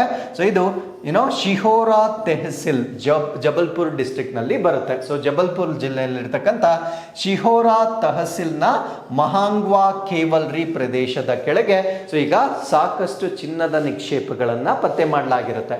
ಸೊ ಇವರು ಪ್ರಿಡಿಕ್ಟ್ ಮಾಡ್ತಾ ಇರ್ತಕ್ಕಂಥದ್ದು 3.35 lakh tons ಆಫ್ ಗೋಲ್ಡ್ ಇಲ್ಲಿ ನಿಕ್ಷೇಪಗಳು ಸಿಗುತ್ತೆ ಅಂತ ಈಗ ಪ್ರಿಡಿಕ್ಟ್ ಮಾಡಲಾಗ್ತಾ ಇದೆ. ಸೊ ಅದ್ರ ಜೊತೆಗೆ copper and other valuable metals ಅಂದ್ರೆ ತಾಮ್ರ ಮತ್ತು ಇತರ ಅಮೂಲ್ಯವಾದ ಲೋಹಗಳು ಕೂಡ ಇಲ್ಲಿ ಕಂಡು ಬಂದಿರತಕ್ಕಂಥದ್ದು ಪತ್ತೆ ಆಗಿರುತ್ತೆ. ಸೊ ಈ ಒಂದು ಸರ್ವೆಯನ್ನ ಮಾಡಿರ್ತಕ್ಕಂಥ ಏಜೆನ್ಸಿ ಯಾವುದು ಅಂದ್ರೆ department of geology and mineral resources ಅಂದ್ರೆ ಭೂವಿಜ್ಞಾನ ಮತ್ತು ಖನಿಜ ಸಂಪನ್ಮೂಲಕ್ಕೆ ಸಂಬಂಧಪಟ್ಟಂತೆ ಅಲ್ಲಿರ್ತಕ್ಕಂಥ ಒಂದು ಪ್ರಾದೇಶಿಕ ಕಚೇರಿ ಏನಿರುತ್ತೆ ಸೊ ಅವರ ಮುಖಾಂತರ ಮಾಡಿ ಮಾಡಿರ್ತಕ್ಕಂಥ ಒಂದು ಸಮೀಕ್ಷೆ ಆಗಿರುತ್ತೆ. ಹಾಗಿದ್ರೆ ಇದರ ಎಕನಾಮಿಕ್ ಸಿಗ್ನಿಫಿಕೆನ್ಸ್ ಏನು ಅಂದ್ರೆ, ಈ ಜಬಲ್ಪುರ್ನಲ್ಲಿ ಈಗಾಗಲೇ 42 ಆಪರೇಷನಲ್ ಮೈನ್ಸ್ ಅನ್ನ ನಾವು ನೋಡ್ಬೋದಾಗಿರುತ್ತೆ. ಅಂದ್ರೆ already it is known for mining ಅಥವಾ ಗಣಿಗಾರಿಕೆಗೆ ತುಂಬಾ ಪ್ರಸಿದ್ಧಿ ಆಗಿರ್ತಕ್ಕಂಥ ಅಥವಾ ತುಂಬಾ ಗೊತ್ತಾಗಿರ್ತಕ್ಕಂಥ ಒಂದು ಪ್ರದೇಶವಾಗಿರುತ್ತೆ. ಸೊ ಇಲ್ಲಿ ಆಲ್ರೆಡಿ 42 ಮೈನ್ಗಳು ಇಲ್ಲಿ ಆಲ್ರೆಡಿ ಕಾರ್ಯಾಚರಣೆಯನ್ನು ನಡೆಸ್ತಾ ಇದ್ದಾವೆ. ಸೊ ಇಲ್ಲಿ ಸಾಮಾನ್ಯವಾಗಿ ಐರನ್, ಮ್ಯಾಂಗನೀಸ್ ಮತ್ತೆ ಲೈಮ್ ಸ್ಟೋನ್ ಅನ್ನ ಎಕ್ಸ್ಟ್ರಾಕ್ಟ್ ಮಾಡ್ತಕ್ಕಂಥ ಗಣಿಗಳನ್ನ ನಾವು ಹೆಚ್ಚಾಗಿ ಈ ಒಂದು ಪ್ರದೇಶದಲ್ಲಿ ಕಾಣಬಹುದಾಗಿರುತ್ತೆ. ಹಾಗಿದ್ರೆ ನಮ್ಮ ಕರ್ನಾಟಕದಲ್ಲಿ ಈ ಒಂದು ಗೋಲ್ಡ್ಗೆ ಸಂಬಂಧಪಟ್ಟಂತೆ ನಾವು ಡಿಸ್ಕಸ್ ಮಾಡೋದಾದ್ರೆ, so India's undisputed gold capital ಅಂತ ಕರಿತೇವೆ. ಅಂದ್ರೆ ನಮ್ಮ ಕರ್ನಾಟಕವನ್ನ ಚಿನ್ನದ ರಾಜಧಾನಿ ಅಂತ ಕರಿಬಹುದಾಗಿರುತ್ತೆ. ಬಿಕಾಸ್ ಕರ್ನಾಟಕದಲ್ಲಿ ನಮ್ಮ ಭಾರತ ದೇಶದ ಟೋಟಲ್ ಗೋಲ್ಡ್ ಔಟ್ಪುಟ್ ಏನಿರುತ್ತೆ, ಸೊ ಅದರ 80% ಉತ್ಪಾದನೆ ಅಂತಕ್ಕಂಥದ್ದು ನಮ್ಮ ಕರ್ನಾಟಕದಿಂದ ಆಗುವ ಕಾರಣದಿಂದ ಕರ್ನಾಟಕವನ್ನ ನಾವು ಚಿನ್ನದ ರಾಜಧಾನಿ ಅಂತ ಹೇಳ್ಬೋದಾಗಿರುತ್ತೆ. ಸೊ ನಮ್ಮ ಕರ್ನಾಟಕದಲ್ಲಿರ್ತಕ್ಕಂಥ ಪ್ರಮುಖ ಚಿನ್ನದ ಗಣಿಗಳು ಅಥವಾ ಮೇಜರ್ ಗೋಲ್ಡ್ ಮೈನ್ಸ್ ಯಾವುದು ಅಂತ ನಾವು ನೋಡೋದಾದ್ರೆ, ಸೊ ಮೊದಲನೇದನ್ನ ಹಟ್ಟಿ ಗೋಲ್ಡ್ ಮೈನ್ ಅಂತ ಕರಿತೇವೆ. ಇದು ರಾಯಚೂರು ಜಿಲ್ಲೆಯಲ್ಲಿ ಬರ್ತಕ್ಕಂಥ ಒಂದು ಚಿನ್ನದ ಗಣಿಯಾಗಿರುತ್ತೆ. ಸೊ ಇದು ಏನ್ಷಿಯಂಟ್ ಟೈಮ್ಸ್ ಅಥವಾ ಪುರಾತನ ಕಾಲದಿಂದ ಇದು ಕಾರ್ಯವನ್ನ ನಿರ್ವಹಿಸ್ತಾ ಇರ್ತಕ್ಕಂಥ ಒಂದು ಚಿನ್ನದ ಗಣಿಯಾಗಿರುತ್ತೆ. ಸೊ ಇದನ್ನ ಆಪರೇಟ್ ಮಾಡ್ತಾ ಇರ್ತಕ್ಕಂಥವ್ರು ಯಾರು ಅಂದ್ರೆ ಹಟ್ಟಿ ಗೋಲ್ಡ್ ಮೈನ್ಸ್ ಕಂಪನಿ ಲಿಮಿಟೆಡ್ ಅಂತ ಹೇಳ್ತೇವೆ. ಸೊ ಆನ್ಯುವಲ್ ಪ್ರೊಡಕ್ಷನ್, ವಾರ್ಷಿಕವಾಗಿ 2000 kgಗಳಷ್ಟು ಚಿನ್ನವನ್ನ ಉತ್ಪಾದನೆ ಮಾಡ್ತಕ್ಕಂಥ ಒಂದು ಪ್ರದೇಶವಾಗಿರುತ್ತೆ. ಸೊ ಇದರ ಡೆಪ್ತ್ ಅಥವಾ ಆಳ ಎಷ್ಟು ಆಳದವರೆಗೆ ಇಲ್ಲಿ ಮೈನಿಂಗ್ ಅನ್ನ ಮಾಡಲಾಗ್ತಾ ಇದೆ ಅಂದ್ರೆ 1000 ಮೀಟರ್ಸ್ ಅಂಡರ್ ಗ್ರೌಂಡ್, ಅಂದ್ರೆ ಭೂಗತದಲ್ಲಿ 1000 ಮೀಟರ್ ವರೆಗೂ ಅಗೆದು ಅಲ್ಲೂ ಚಿನ್ನವನ್ನ ಎಕ್ಸ್ಟ್ರಾಕ್ಟ್ ಮಾಡ್ತಕ್ಕಂಥ ಒಂದು ಪ್ರದೇಶವಾಗಿರುತ್ತೆ.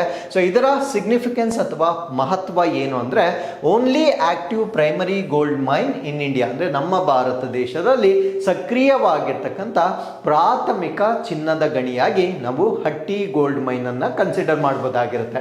ಸೊ ಎರಡನೇದನ್ನ KGF, ಕೋಲಾರ್ ಗೋಲ್ಡ್ ಫೀಲ್ಡ್ ಅಂತ ಹೇಳ್ತೇವೆ. ಸೊ ಇದನ್ನ 2001ರಲ್ಲಿ ಕ್ಲೋಸ್ ಮಾಡಲಾಗಿರುತ್ತೆ. ಏನಕ್ಕೆ ಅಂದ್ರೆ ಎಕ್ಸ್ಟ್ರಾಕ್ಷನ್ ಪ್ರೈಸಸ್ ಅಲ್ಲಿ ಸಿಗ್ತಕ್ಕಂಥ ಗೋಲ್ಡ್ಗಿಂತ ಕಡಿಮೆ ಆಗಿರುತ್ತೆ, ಜಾಸ್ತಿ ಆಗಿರುತ್ತೆ. ಅಂದ್ರೆ ಆಪರೇಷನಲ್ ಕಾಸ್ಟ್ ಅಲ್ಲಿ ಸಿಗ್ತಕ್ಕಂಥ ಗೋಲ್ಡ್ಗಿಂತ ತುಂಬಾ ಜಾಸ್ತಿ ಆಗಿದ್ದ ಕಾರಣದಿಂದ ಇದನ್ನ ಮುಚ್ಚಲಾಗಿರುತ್ತೆ. ಬಟ್ ಇದರ ಒಂದು ಲೆಗೆಸಿ ಅಥವಾ ಪರಂಪರೆ ಏನು ಅಂತ ನಾವು ನೋಡೋದಾದ್ರೆ, once the deepest main in the world hosted particle physics experiment, ಅಂದ್ರೆ ಒಂದು ಕಾಲದಲ್ಲಿ ಅತ್ಯಂತ ವಿಶ್ವದ ಆಳವಾದ ಚಿನ್ನದ ಗಣಿ ಇದಾಗಿತ್ತು. ಕಣ ಭೌತಶಾಸ್ತ್ರ ಪ್ರಯೋಗವನ್ನ ಮಾಡಿರ್ತಕ್ಕಂಥ ಒಂದು ಗೋಲ್ಡ್ ಮೈನ್ ಆಗಿರುತ್ತೆ. ಸೊ ಈ ಒಂದು ಗೋಲ್ಡ್ ಮೈನ್ ಅನ್ನ ಈಗ ಮತ್ತೆ ರಿಜ್ಯುವಿನೇಟ್ ಮಾಡ್ತಕ್ಕಂಥ ಒಂದು ಪ್ರಯತ್ನವನ್ನ ಕೂಡ ಮಾಡಲಾಗ್ತಾ ಇದೆ. ಸೊ 800 ಟನ್ಸ್ ಆಫ್ ಗೋಲ್ಡ್ ಅನ್ನ ಎಕ್ಸ್ಟ್ರಾಕ್ಟ್ ಮಾಡಲಾಗಿದೆ. ಅಂದ್ರೆ KGF ನಿಂದ ಇದುವರೆಗೂ 800 ಟನ್ಗಳಿಗಿಂತ ಹೆಚ್ಚು ಚಿನ್ನವನ್ನ ಹೊರ ತೆಗೆದಾಗಿರ್ತಕ್ಕಂಥ ಒಂದು ಪ್ರದೇಶವಾಗಿರುತ್ತೆ. ಸೊ ಇವಾಗ ಇಲ್ಲಿ ಇನ್ನೂ ಕೂಡ ಗೋಲ್ಡ್ ಇರುತ್ತೆ. ಸೊ ಇದನ್ನ ಈಗ ಮಾಡರ್ನ್ ಟೆಕ್ನಾಲಜಿಯಿಂದ, ಯಾಕಂದ್ರೆ ಅವಾಗ ಅದನ್ನ ಕ್ಲೋಸ್ ಮಾಡಿದಾಗ 2001ರಲ್ಲಿ ಅದನ್ನ ಮುಚ್ಚಿದಾಗ ಸೊ ಯಾವುದೇ ಒಂದು ಹೊಸ ತಂತ್ರಜ್ಞಾನ ಇರಲಿಲ್ಲ. ಸೊ ಈಗ ಒಂದು ಹೊಸ ತಂತ್ರಜ್ಞಾನವನ್ನ ಇಂಟ್ರೊಡ್ಯೂಸ್ ಮಾಡುವ ಮುಖಾಂತರ ಸುಲಭವಾಗಿ ಚಿನ್ನವನ್ನ ಎಕ್ಸ್ಟ್ರಾಕ್ಟ್ ಮಾಡ್ತಕ್ಕಂಥ ಒಂದು ಪ್ರಯತ್ನವನ್ನ ಸೊ ಈಗ ಮಾಡಲಾಗ್ತಾ ಇದೆ. ಸೊ ಅದಾದ್ಮೇಲೆ ನೆಕ್ಸ್ಟ್ ಬರುತ್ತೆ ಉಟಿ ಗೋಲ್ಡ್ ಮೈನ್ ಅಂತ ಹೇಳ್ತೇವೆ. ಸೊ ಇದು ಹಾವೇರಿ ಜಿಲ್ಲೆ ಅಥವಾ ಹಾವೇರಿ ಡಿಸ್ಟ್ರಿಕ್ಟ್ ನಲ್ಲಿ ಬರ್ತಕ್ಕಂಥ ಒಂದು ಗೋಲ್ಡ್ ಮೈನ್ ಆಗಿರುತ್ತೆ. ಸೊ ಇದು ಸ್ಮಾಲರ್ ಸ್ಕೇಲ್ ಆಪರೇಷನ್ಸ್, ಅಂದ್ರೆ ಒಂದು ಸಣ್ಣ ಪ್ರಮಾಣದ ಕಾರ್ಯಾಚರಣೆ ಅಥವಾ ಚಿಕ್ಕ ಪ್ರಮಾಣದಲ್ಲಿ ಸೊ ಇಲ್ಲೂ ಕೂಡ ಗೋಲ್ಡ್ ಅನ್ನ ಎಕ್ಸ್ಟ್ರಾಕ್ಟ್ ಮಾಡ್ತಾ ಇರ್ತಕ್ಕಂಥ ಒಂದು ಪ್ರದೇಶವಾಗಿರುತ್ತೆ. ಸೊ ಈ ಒಂದು ಚಿನ್ನವನ್ನ ಎಕ್ಸ್ಟ್ರಾಕ್ಟ್ ಮಾಡ್ತಕ್ಕಂಥ ಭೂ ಪ್ರದೇಶದ ಬಗ್ಗೆ ನಾವು ಡಿಸ್ಕಸ್ ಮಾಡೋಣ. ಅದನ್ನ ನಾವು ಜಿಯೋಲಾಜಿಕಲ್ ಬೆಲ್ಟ್ ಅಥವಾ ಭೂವೈಜ್ಞಾನಿಕ ಪಟ್ಟಿ ಅಂತ ಹೇಳ್ತೇವೆ. ಸೊ ನಮ್ಮ ಕರ್ನಾಟಕದಲ್ಲಿ ಈ ಒಂದು ಚಿನ್ನದ ಗಣಿಗಳನ್ನ ಅಥವಾ ಚಿನ್ನವನ್ನ ನಾವು ಏನು ಎಕ್ಸ್ಟ್ರಾಕ್ಟ್ ಮಾಡ್ತಾ ಇದ್ದೇವೆ, so it is a part of Dharwad craton rich in greenstone formation. ಅಂದ್ರೆ ನಮ್ಮ ಕರ್ನಾಟಕದಲ್ಲಿ ಈ ಒಂದು ಚಿನ್ನವನ್ನ ಎಕ್ಸ್ಟ್ರಾಕ್ಟ್ ಮಾಡ್ತಾ ಇರ್ತಕ್ಕಂಥ ಈ ಒಂದು ಭೂ ಪ್ರದೇಶ ಏನಿದೆ, ಆ ಭೂ ಪ್ರದೇಶವನ್ನ ನಾವೇನಂತ ಕರಿತೀವಿ ಅಂದ್ರೆ ಧಾರವಾಡ ಕ್ರೇಟನ್ ನ ಒಂದು ಭಾಗ ಅಂತ ಹೇಳ್ತೇವೆ. ಸೊ ಇಲ್ಲಿ ಗ್ರೀನ್ ಸ್ಟೋನ್ ಅಥವಾ ಹಸಿರು ಕಲ್ಲು ಹೆಚ್ಚಾಗಿ ಸಮೃದ್ಧವಾಗಿ ಇರ್ತಕ್ಕಂಥ ಒಂದು ಭೂಭಾಗ ಇದಾಗಿರುತ್ತೆ. ಸೊ ಈ ಒಂದು ಕ್ರೆಟೋನ್ ಏನಿರುತ್ತೆ ಅಂದ್ರೆ ಧಾರವಾಡ ಕ್ರೇಟೋನ್ ಅಂತ ನಾನು ಇಷ್ಟೊತ್ತು ಏನ್ ಹೇಳಿದೆ, ಸೊ ಇದರ ಒಂದು ವಿಶೇಷತೆ ವಿಶೇಷತೆ ಏನು ಅಂತ ತಿಳ್ಕೊಳ್ಳೋಣ. ಸ್ಪೆಷಾಲಿಟಿ ಆಫ್ ದಿಸ್ ಏನು ಅಂದರೆ ಇದು ಲಾರ್ಜ್ ಅಂದರೆ ಅತ್ಯಂತ ಬೃಹತ್ ಆಗಿರುತ್ತೆ, ಸ್ಟೇಬಲ್ ಸ್ಥಿರವಾಗಿರುತ್ತೆ, ಮತ್ತು ರಿಜಿಡ್ ಪಾರ್ಟ್ ಆಗಿರುತ್ತೆ ಅಂದರೆ ಅತ್ಯಂತ ದೃಢವಾಗಿರ್ತಕ್ಕಂಥ ಭಾಗವಾಗಿರುತ್ತೆ.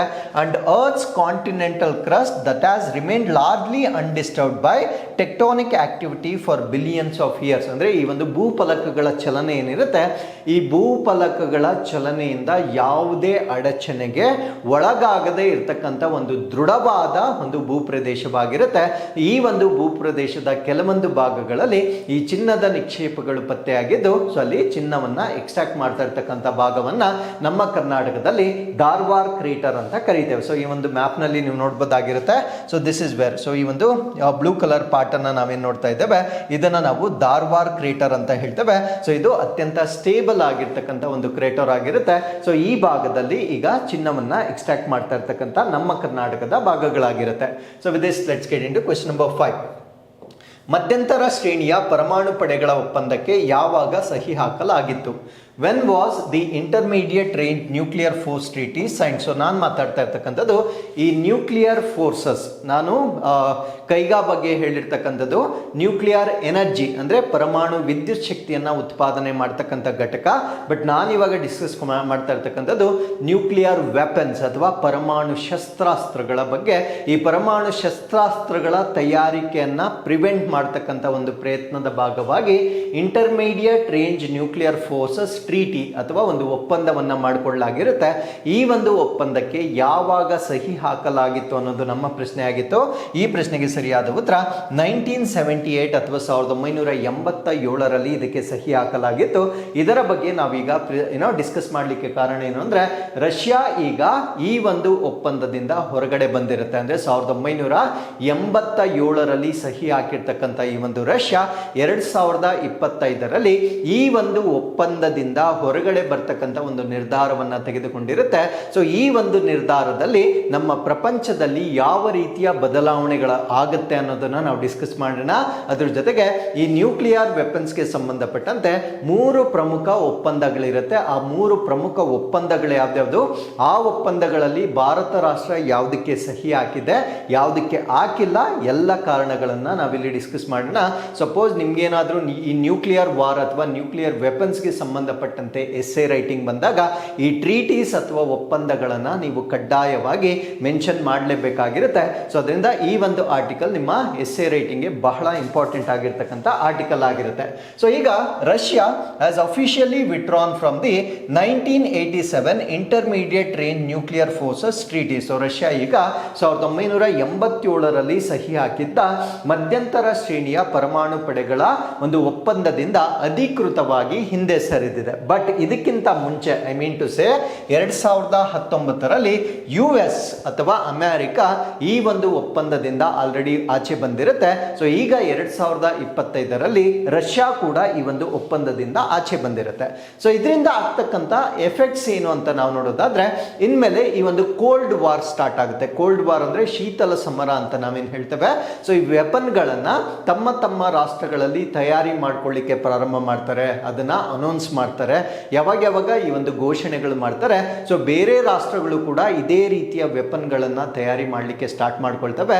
ಸೊ ಇದನ್ನೇ ನಾವು ಹೇಳ್ತಕ್ಕಂಥದ್ದು ಒಂಥರ ಶೀತಲ ಸಮರ ಪ್ರಾರಂಭವಾಗ್ತಕ್ಕಂಥ ಎಲ್ಲ ಸೂಚನೆಗಳನ್ನ ಈ ಒಂದು ಒಪ್ಪಂದದಿಂದ ಹೊರಗಡೆ ಬಂದಿರತಕ್ಕಂಥದ್ದನ್ನ ನಾವು ನೋಡ್ಬೋದಾಗಿರುತ್ತೆ. ಸೊ ಶೀತಲ ಸಮರದಲ್ಲಿ ಏನಾಗುತ್ತೆ ಅಂದ್ರೆ, new arm races and global strategic instability ಆಗುತ್ತೆ. ಅಂದ್ರೆ ಹೊಸ ಶಸ್ತ್ರಾಸ್ತ್ರಗಳಿಗೆ ಸಂಬಂಧಪಟ್ಟಂತೆ ಜಾಗತಿಕವಾಗಿ ಒಂದು ಸ್ಪರ್ಧೆ ಏರ್ಪಡ್ತಕ್ಕಂಥ ಒಂದು ಸನ್ನಿವೇಶ ಇದಾಗಿರುತ್ತೆ.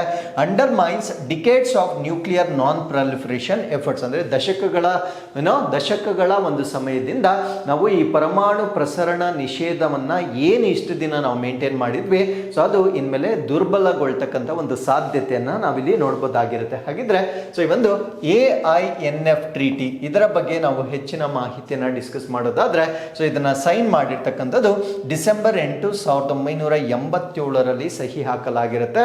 ಸೊ US ನ ವತಿಯಿಂದ ರೊನಾಲ್ಡ್ ರೀಗನ್ ರವರು ಸಹಿ ಹಾಕಿರ್ತಾರೆ Russia. So then it was called as USSR ಅಂತ ಹೇಳ್ತಾ ಇದ್ರು.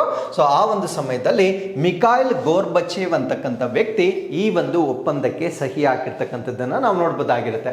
ಬಟ್ ಇದು ಕಾರ್ಯರೂಪಕ್ಕೆ ಬಂದಿದ್ದು, ಸೈನ್ ಆಗಿದ್ದು 1987 ಅಲ್ಲಿ, but it came into effect in the year 1988 ಅಲ್ಲಿ ಇದು ಕಾರ್ಯರೂಪಕ್ಕೆ ಬರುತ್ತೆ. ಸೊ ಇದನ್ನ first arms control treaty to eliminate an entire category of nuclear weapons, ಅಂದ್ರೆ ಈ ಸಂಪೂರ್ಣ ವರ್ಗದ ಪರಮಾಣು ಶಸ್ತ್ರಾಸ್ತ್ರಗಳನ್ನ ನಿರ್ಮೂಲನೆ ಮಾಡಲಿಕ್ಕೆ ಮೊದಲ ಶಸ್ತ್ರಾಸ್ತ್ರ ನಿಯಂತ್ರಣ ಒಪ್ಪಂದವಾಗಿ ನಾವು ಇದನ್ನ ಕನ್ಸಿಡರ್ ಮಾಡಬಹುದಾಗಿರುತ್ತೆ. ಸೊ ಇದರ ಸ್ಕೋಪ್ ಮತ್ತೆ ಪ್ರಾವಿಷನ್ಸ್, ಸೊ ಈ ಒಂದು ಒಪ್ಪಂದದ ವ್ಯಾಪ್ತಿ ಏನಿತ್ತು, ಅದರ ನಿಬಂಧನೆಗಳೇನಿದ್ದವು ಅಂತ ನಾವು ನೋಡೋದಾದ್ರೆ, band ground launched ballistic and cruise missiles with ranges between, ಆ ರೇಂಜಸ್ ನಾನು ಮುಂದೆ ಹೇಳ್ತೇನೆ. ಸೊ ಇದು ಕೆಲವೊಂದು ವ್ಯಾಪ್ತಿಗೆ ಸಂಬಂಧಪಟ್ಟಿರ್ತಕ್ಕಂಥ ಈ ಭೂಮಿಯಿಂದ ಉಡಾವಣೆ ಮಾಡ್ತಕ್ಕಂಥ ಬ್ಯಾಲಿಸ್ಟಿಕ್ ಮತ್ತೆ ಕ್ರೂಸ್ ಕ್ಷಿಪಣಿಗಳೇನಿರುತ್ತೆ, ಸೊ ಅದನ್ನ ನಿರ್ಬಂಧ ಮಾಡುತ್ತೆ. ಆ ರೇಂಜಸ್ ಯಾವುದು ಅಂದ್ರೆ 500ರಿಂದ 1000 ಕಿಲೋಮೀಟರ್, ಅಂದ್ರೆ 500 ಇಂದ 1000 ಕಿಲೋಮೀಟರ್ ವರೆಗೂ ಹಾರ್ತಕ್ಕಂಥ ಒಂದು ಕ್ಷಿಪಣಿಗಳಾಗಿರ್ಬೋದು. 1000 to 5500 ಕಿಲೋಮೀಟರ್ಸ್ ಇದು ಇಂಟರ್ಮೀಡಿಯೇಟ್, ಮಧ್ಯಮ ಶ್ರೇಣಿಯ ಈ ಒಂದು ಮಿಸೈಲ್ಸ್ ಏನಿರುತ್ತೆ, ಸೊ ಅದನ್ನ ಈ ಒಂದು ಒಪ್ಪಂದದ ಮುಖಾಂತರ ರದ್ದು ಮಾಡಲಾಗಿರುತ್ತೆ. So it led to destruction of 2692 missiles by 1988 ಅಲ್ಲಿ ಇದು ಕಾರ್ಯರೂಪಕ್ಕೆ ಬರುತ್ತೆ.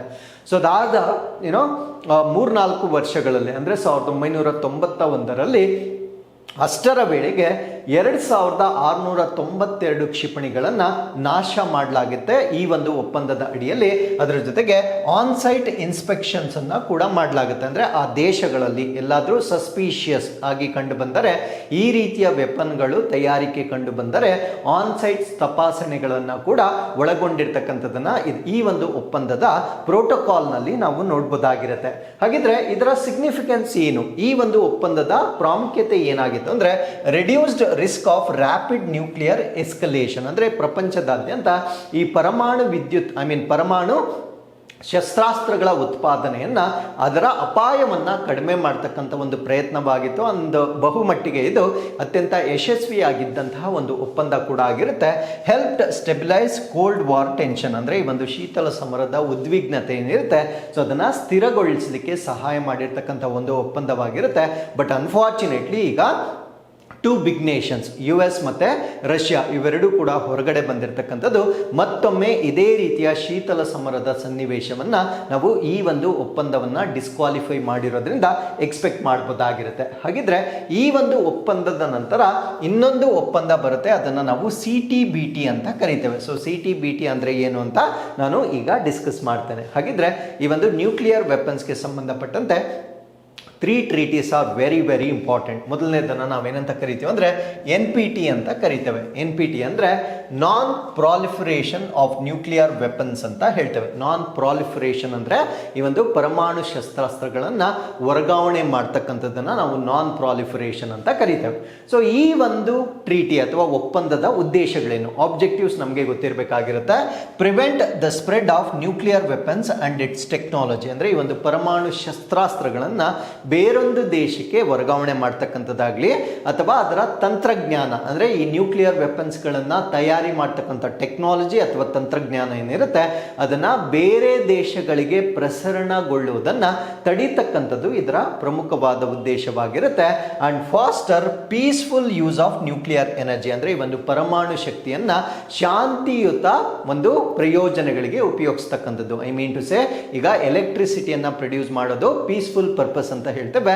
ಸೊ ಈ ರೀತಿಯ ಒಂದು ಪ್ರಯತ್ನಗಳಿಗೆ ಮಾತ್ರ ಬಳಕೆ ಮಾಡೋದನ್ನ ಪ್ರಚೋದನೆ ಮಾಡತಕ್ಕಂಥ ಒಂದು ಒಪ್ಪಂದವಾಗಿರುತ್ತೆ. ಅದಾದ್ಮೇಲೆ ಇದರ ಸದಸ್ಯ ರಾಷ್ಟ್ರಗಳು ಯಾರು, ಇದು ತುಂಬಾ ಇಂಪಾರ್ಟೆಂಟ್ ಆಗುತ್ತೆ. ಬಿಕಾಸ್ ಇತ್ತೀಚೆಗೆ ಬಹಳಷ್ಟು ವಾರ್ಗಳು ನಡೀತಾ ಇರೋದ್ರಿಂದ ಈ ನ್ಯೂಕ್ಲಿಯರ್ ವೆಪನ್ಸ್ಗೆ ಸಂಬಂಧಪಟ್ಟಂತೆ ಟ್ರೀಟಿಗಳ ಬಗ್ಗೆ ನಮಗೆ ಪ್ರಶ್ನೆಯನ್ನ ಕೇಳ್ತಕ್ಕಂಥ ಸಾಧ್ಯತೆ ಇರುತ್ತೆ. So non proliferation of nuclear ವೆಪನ್ಸ್ಗೆ ಸಂಬಂಧಪಟ್ಟಂತೆ ಸದಸ್ಯ ರಾಷ್ಟ್ರಗಳ ಒಟ್ಟು ಸಂಖ್ಯೆ ಎಷ್ಟು ಅಂದ್ರೆ 191 ಮೆಂಬರ್ ಸ್ಟೇಟ್ಸ್ ಅನ್ನ ನಾವು ನೋಡಬಹುದಾಗಿರುತ್ತೆ. ಆಗಿರುತ್ತೆ. ಬಟ್ 191ರಲ್ಲಿ, so this is what you need to understand. So ಇದರಲ್ಲಿ 5 ಕಂಟ್ರೀಸ್ ಏನಿರ್ತವೆ, ಆ 5 ಕಂಟ್ರೀಸ್ಗಳು ಈಗಾಗಲೇ ನ್ಯೂಕ್ಲಿಯರ್ ವೆಪನ್ ಸ್ಟೇಟ್ಸ್ ಆಗಿರುತ್ತೆ. ಅಂದ್ರೆ ಆ ಒಂದು ರಾಷ್ಟ್ರಗಳಲ್ಲಿ ಆಲ್ರೆಡಿ ಪರಮಾಣು ಶಸ್ತ್ರಾಸ್ತ್ರಗಳನ್ನ ಹೊಂದಿರತಕ್ಕಂಥ 5 ರಾಷ್ಟ್ರಗಳು ಕೂಡ ಸೇರ್ಕೊಂಡಿರ್ತವೆ.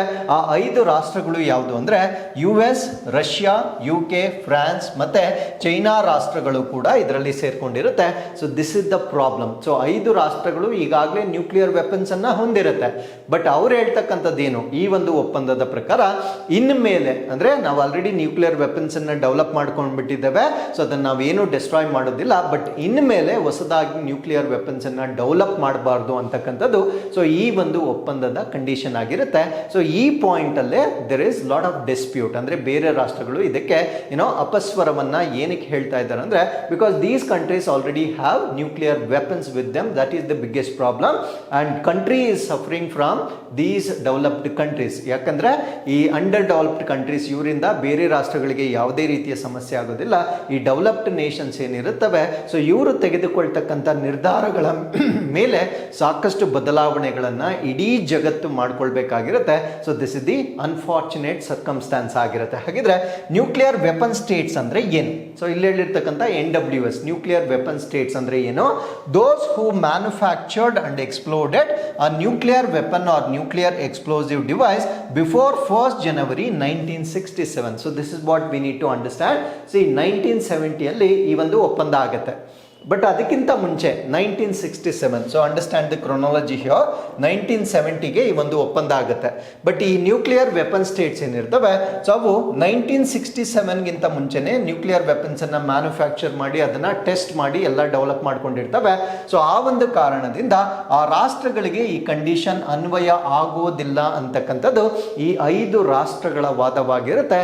ಸೊ ಈ ಒಂದು ಕಾನ್ಸೆಪ್ಟ್ ನ ಆಧಾರದ ಮೇಲೆ ಆ ನ್ಯೂಕ್ಲಿಯರ್ ವೆಪನ್ಸ್ ಅನ್ನ ಹೊಂದಿರತಕ್ಕಂಥ ಈ 5 ರಾಷ್ಟ್ರಗಳು ಕೂಡ ಈ ಒಂದು ಒಪ್ಪಂದಕ್ಕೆ ಸೇರ್ಕೊಳ್ಳುತ್ತೆ. ಬಟ್ ಡಿಫ್ರೆನ್ಸ್ ಏನು ಅಂದ್ರೆ ಆ 5 ರಾಷ್ಟ್ರಗಳ ಬಳಿ ಮಾತ್ರ ನ್ಯೂಕ್ಲಿಯರ್ ವೆಪನ್ಸ್ ಇರುತ್ತೆ, ಬೇರೆ ರಾಷ್ಟ್ರಗಳ ಬಳಿ ನ್ಯೂಕ್ಲಿಯರ್ ವೆಪನ್ಸ್ ಇರೋದಿಲ್ಲ.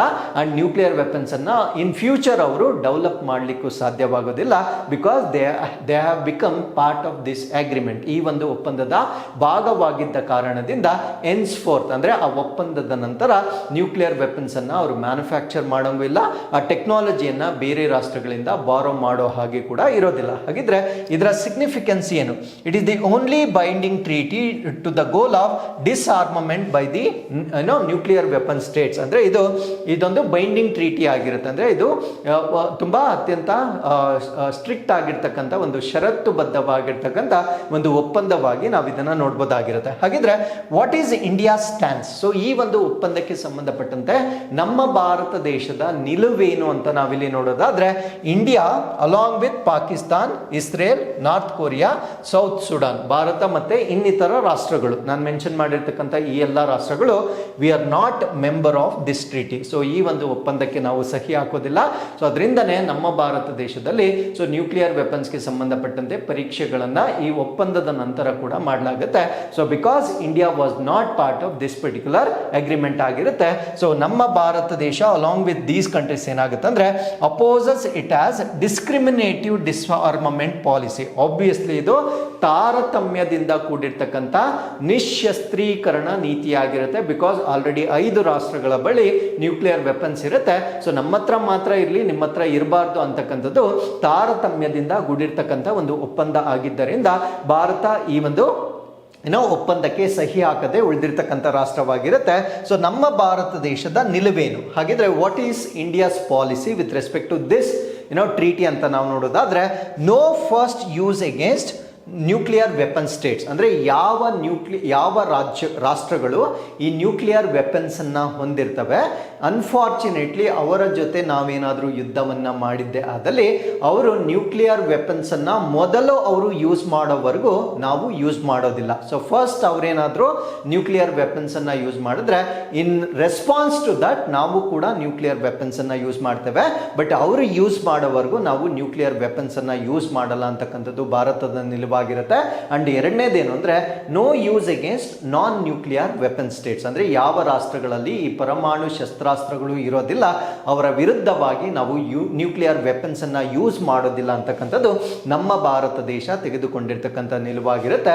ಸೊ ಇಷ್ಟು ಮಾಹಿತಿ ನಮಗೆ ನಾನ್ ಪ್ರಾಲಿಫರೇಷನ್ ಆಫ್ ನ್ಯೂಕ್ಲಿಯರ್ ವೆಪನ್ಸ್ 1970 ಬಗ್ಗೆ ಗೊತ್ತಿರಬೇಕಾಗಿರುತ್ತೆ. ಸೊ ನೆಕ್ಸ್ಟ್ ಬರೋಣ MTCR ಬಗ್ಗೆ ಬರೋಣ. ಸೊ MTCR ಅನ್ನ ಮಿಸೈಲ್ ಟೆಕ್ನಾಲಜಿ ಕಂಟ್ರೋಲ್ ರಿಜಿಮ್ ಅಂತ ಹೇಳ್ತೇವೆ. So missile technology control regime ಅಂತಕ್ಕಂಥದ್ದು 1987 ಅಲ್ಲಿ ಆಗಿರ್ತಕ್ಕಂಥ ಒಂದು ರಿಜಿಮ್ ಆಗಿರುತ್ತೆ. ಸೊ ಇಲ್ಲಿ ಹೆಸರಲ್ಲೇ ಗೊತ್ತಾಗುತ್ತೆ ಮಿಸೈಲ್ ಟೆಕ್ನಾಲಜಿ ಕಂಟ್ರೋಲ್ಸ್ ರಿಜಿಮ್ ಅಂದ್ರೆ ಆ ಒಂದು ನ್ಯೂಕ್ಲಿಯರ್ ಮಿಸೈಲ್ಸ್ ಏನಿರುತ್ತೆ ಅದಕ್ಕೆ ಸಂಬಂಧಪಟ್ಟಂತೆ ತಂತ್ರಜ್ಞಾನದ ವರ್ಗಾವಣೆ ಅಥವಾ ಅದರ ಬಳಕೆ ಏನಿರುತ್ತೆ ಅದನ್ನ ನಿಯಂತ್ರಣ ಮಾಡ್ತಕ್ಕಂಥ ಒಂದು ರಿಜಿಮ್ ಇದಾಗಿರುತ್ತೆ.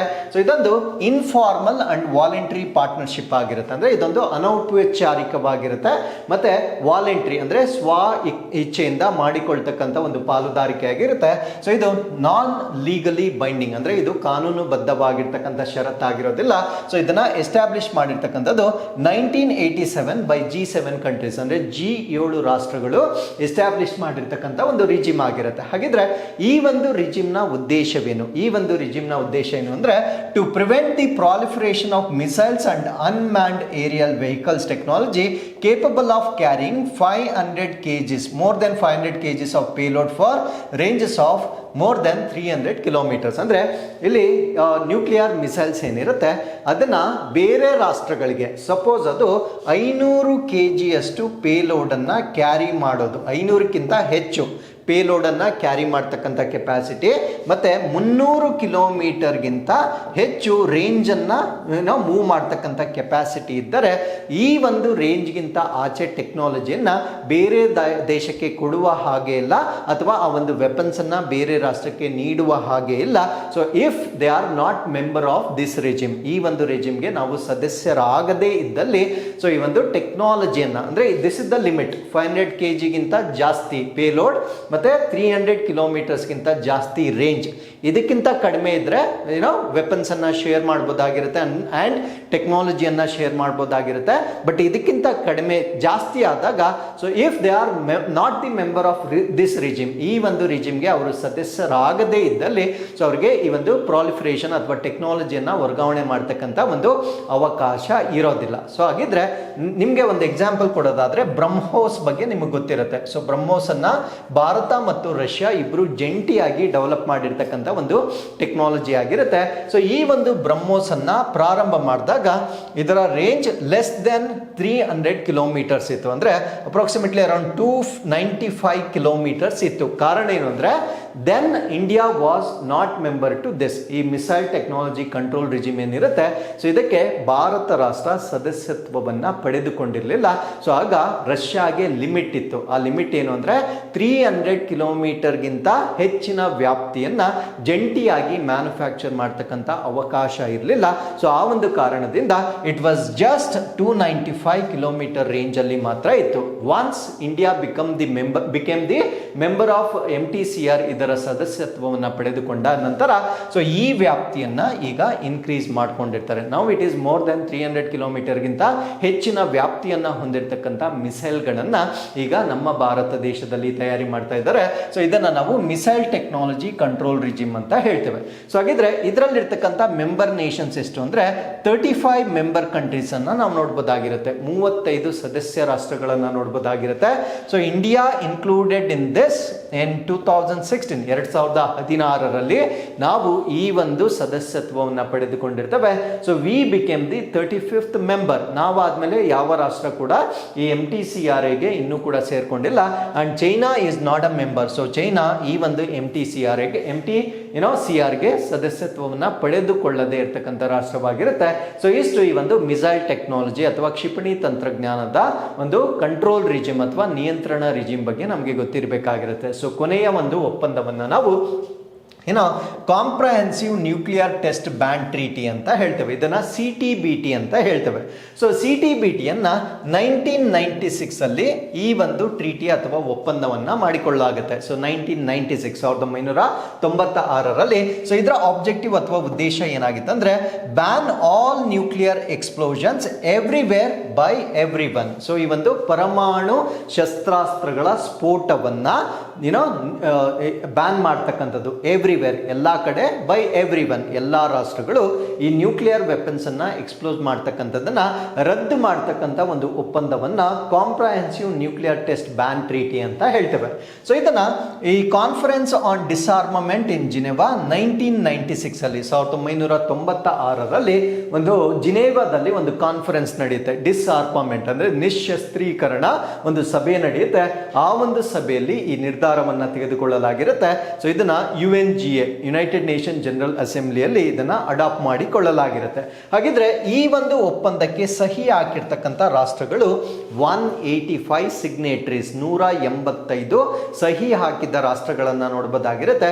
But you need to understand here signature is different, ratification is different. ಸಹಿ ಹಾಕಿದ ಮಾತ್ರಕ್ಕೆ ನೀವು ಅದನ್ನ ಒಪ್ಪಿಕೊಂಡಿದ್ದೇವೆ ಅಂತಕ್ಕಂಥದ್ದು ಅದರ ಅರ್ಥವಾಗಿರೋದಿಲ್ಲ. There is something called as ratification. Ratification ಅನ್ನು ನಾವು ಅಂಗೀಕಾರ ಅಂತ ಹೇಳ್ತೇವೆ. ಹಾಗಿದ್ರೆ ಸಹಿ ಹಾಕಿರ್ತಕ್ಕಂಥ ರಾಷ್ಟ್ರಗಳ ಸಂಖ್ಯೆ 185 ಆಗಿರುತ್ತೆ. ಹಾಗಿದ್ರೆ ಇದನ್ನ ರಾಟಿಫೈ ಮಾಡಿದವರು ಯಾರು ಅನ್ನೋದನ್ನ ನಾವಿಲ್ಲಿ ನೋಡೋದಾದ್ರೆ the treaty will enter into force after all 44 states listed in annex two will ratify it. ಅಂದ್ರೆ ಈ ಒಂದು ಟ್ರೀಟಿ ಏನಿದೆ ಅಂದ್ರೆ ನಾನು ಇಷ್ಟೊತ್ತು ಮಾತಾಡಿರ್ತಕ್ಕಂಥ ಈ ಒಂದು ಒಪ್ಪಂದ ಏನಿದೆ ಇದು ಕಾರ್ಯರೂಪಕ್ಕೆ ಬರಬೇಕಾಗಿದ್ರೆ 44 ಅನೆಕ್ಸ್ 2 ರಾಷ್ಟ್ರಗಳು ಇದನ್ನ ರಾಟಿಫೈ ಮಾಡಬೇಕು. 44 ಅನೆಕ್ಸ್ 2 ಅಲ್ಲಿರ್ತಕ್ಕಂಥ ರಾಷ್ಟ್ರಗಳು ಇದಕ್ಕೆ ಅಂಗೀಕಾರವನ್ನ ಕೊಡಬಹುದಾಗಿರುತ್ತೆ. ಹಾಗಿದ್ರೆ ಅನೆಕ್ಸ್ 2 ಅಂದ್ರೆ ಏನು ಅಂದ್ರೆ ಈ ಒಂದು ಒಪ್ಪಂದದ ಪ್ರಕಾರ ಅನೆಕ್ಸ್ 2 ನೇಷನ್ಸ್ ಅಂದ್ರೆ ಏನು? ಅನೆಕ್ಸ್ 2 ನೇಷನ್ಸ್ ಅಂದ್ರೆ states having nuclear facilities at the time of treaty was negotiated and adapted. ಅಂದ್ರೆ ಈ ಒಂದು ಒಪ್ಪಂದವನ್ನ ಮಾಡಿಕೊಳ್ಳುವ ಸಮಯದಲ್ಲಿ, ಮಾತುಕತೆ ಮಾಡುವ ಸಮಯದಲ್ಲಿ ಅಥವಾ ಅದನ್ನ ಅಂಗೀಕಾರ ಮಾಡುವ ಸಮಯದಲ್ಲಿ ಯಾವ ರಾಷ್ಟ್ರಗಳಲ್ಲಿ ಈ ಒಂದು ನ್ಯೂಕ್ಲಿಯರ್ ಫೆಸಿಲಿಟೀಸ್ ಆಲ್ರೆಡಿ ಇರುತ್ತೆ ಆ ರಾಷ್ಟ್ರಗಳನ್ನ ನಾವು ಅನೆಕ್ಸ್ 2 ಕಂಟ್ರೀಸ್ ಅಂತ ಹೇಳ್ತೇವೆ. ಈ ರೀತಿಯಾಗಿ 44 ರಾಷ್ಟ್ರಗಳಲ್ಲಿ ಈ ಒಂದು ನ್ಯೂಕ್ಲಿಯರ್ ಫೆಸಿಲಿಟೀಸ್ ಇತ್ತು. ಈ 44 ರಾಷ್ಟ್ರಗಳು ಸಹಿ ಹಾಕಿದರೆ ಮಾತ್ರ ಈ ಒಂದು ಒಪ್ಪಂದ ಕಾರ್ಯರೂಪಕ್ಕೆ ಬರುತ್ತೆ. ಹಾಗಿದ್ರೆ ಇದುವರೆಗೂ ಎಷ್ಟು ರಾಷ್ಟ್ರಗಳು ಇದಕ್ಕೆ ಸಹಿಯನ್ನ ಹಾಕಿದೆ ಅಂತ ನಾವು ನೋಡೋದಾದ್ರೆ ಔಟ್ ಆಫ್ 44 36 ಕಂಟ್ರೀಸ್ ಹ್ಯಾವ್ ರಾಟಿಫೈಡ್. ಅಂದ್ರೆ 36 ರಾಷ್ಟ್ರಗಳು ಮಾತ್ರ ಇದಕ್ಕೆ ಅಂಗೀಕಾರವನ್ನ ಸೂಚಿಸಿದ್ದಾವೆ. ಇನ್ನು 8 ರಾಷ್ಟ್ರಗಳು ಇದಕ್ಕೆ ಅಂಗೀಕಾರವನ್ನ ಸೂಚಿಸ್ತಕ್ಕಂಥದ್ದು ಬಾಕಿ ಇರುತ್ತೆ. ಸೊ ಅಂಗೀಕಾರವನ್ನ ಕೊಡದಿದ್ದರೆ ಇದು ಕಾರ್ಯರೂಪಕ್ಕೆ ಬರೋದಿಲ್ಲ. ಹಾಗಿದ್ರೆ ಈ ಒಂದು ಒಪ್ಪಂದಕ್ಕೆ ಸಂಬಂಧಪಟ್ಟಂತೆ ನಮ್ಮ ಭಾರತ ದೇಶದ ನಿಲುವೇನು ಅಂತ ನಾವು ನೋಡೋದಾದ್ರೆ 8 Annex 2 countries have not ratified, as I told you before. ರಾಟಿಫೈ ಮಾಡದೇ ಇರತಕ್ಕಂಥ ರಾಷ್ಟ್ರಗಳು ಯಾವುದು ಅಂದರೆ China, north Korea, Egypt, India, Iran, Israel, Pakistan ಮತ್ತು US. ಆ್ಯಂಡ್ ಇಂಡಿಯಾ ನಮ್ಮ ರಾಷ್ಟ್ರ ಏನಿದೆ ಇವನ್ ಸೈನ್ ಕೂಡ ಮಾಡಿಲ್ಲ, ರಾಟಿಫಿಕೇಶನ್ ಕೂಡ ಮಾಡಿಲ್ಲ. ನಾವು ಸಹಿಯನ್ನು ಕೂಡ ಹಾಕಿರೋದಿಲ್ಲ, ಇವನ್ ಇದಕ್ಕೆ ಅಂಗೀಕಾರವನ್ನು ಕೂಡ ಕೊಟ್ಟಿರೋದಿಲ್ಲ. ಸೊ ನಮ್ಮ ರಾಷ್ಟ್ರ ನಾನ್ ಸಿಗ್ನೇಟರಿ, ನಾನ್ ರಾಟಿಫೈಡ್ ಕಂಟ್ರಿ ಆಗಿ ನಾವು ಇದನ್ನು ನೋಡ್ಬೋದಾಗಿರುತ್ತೆ.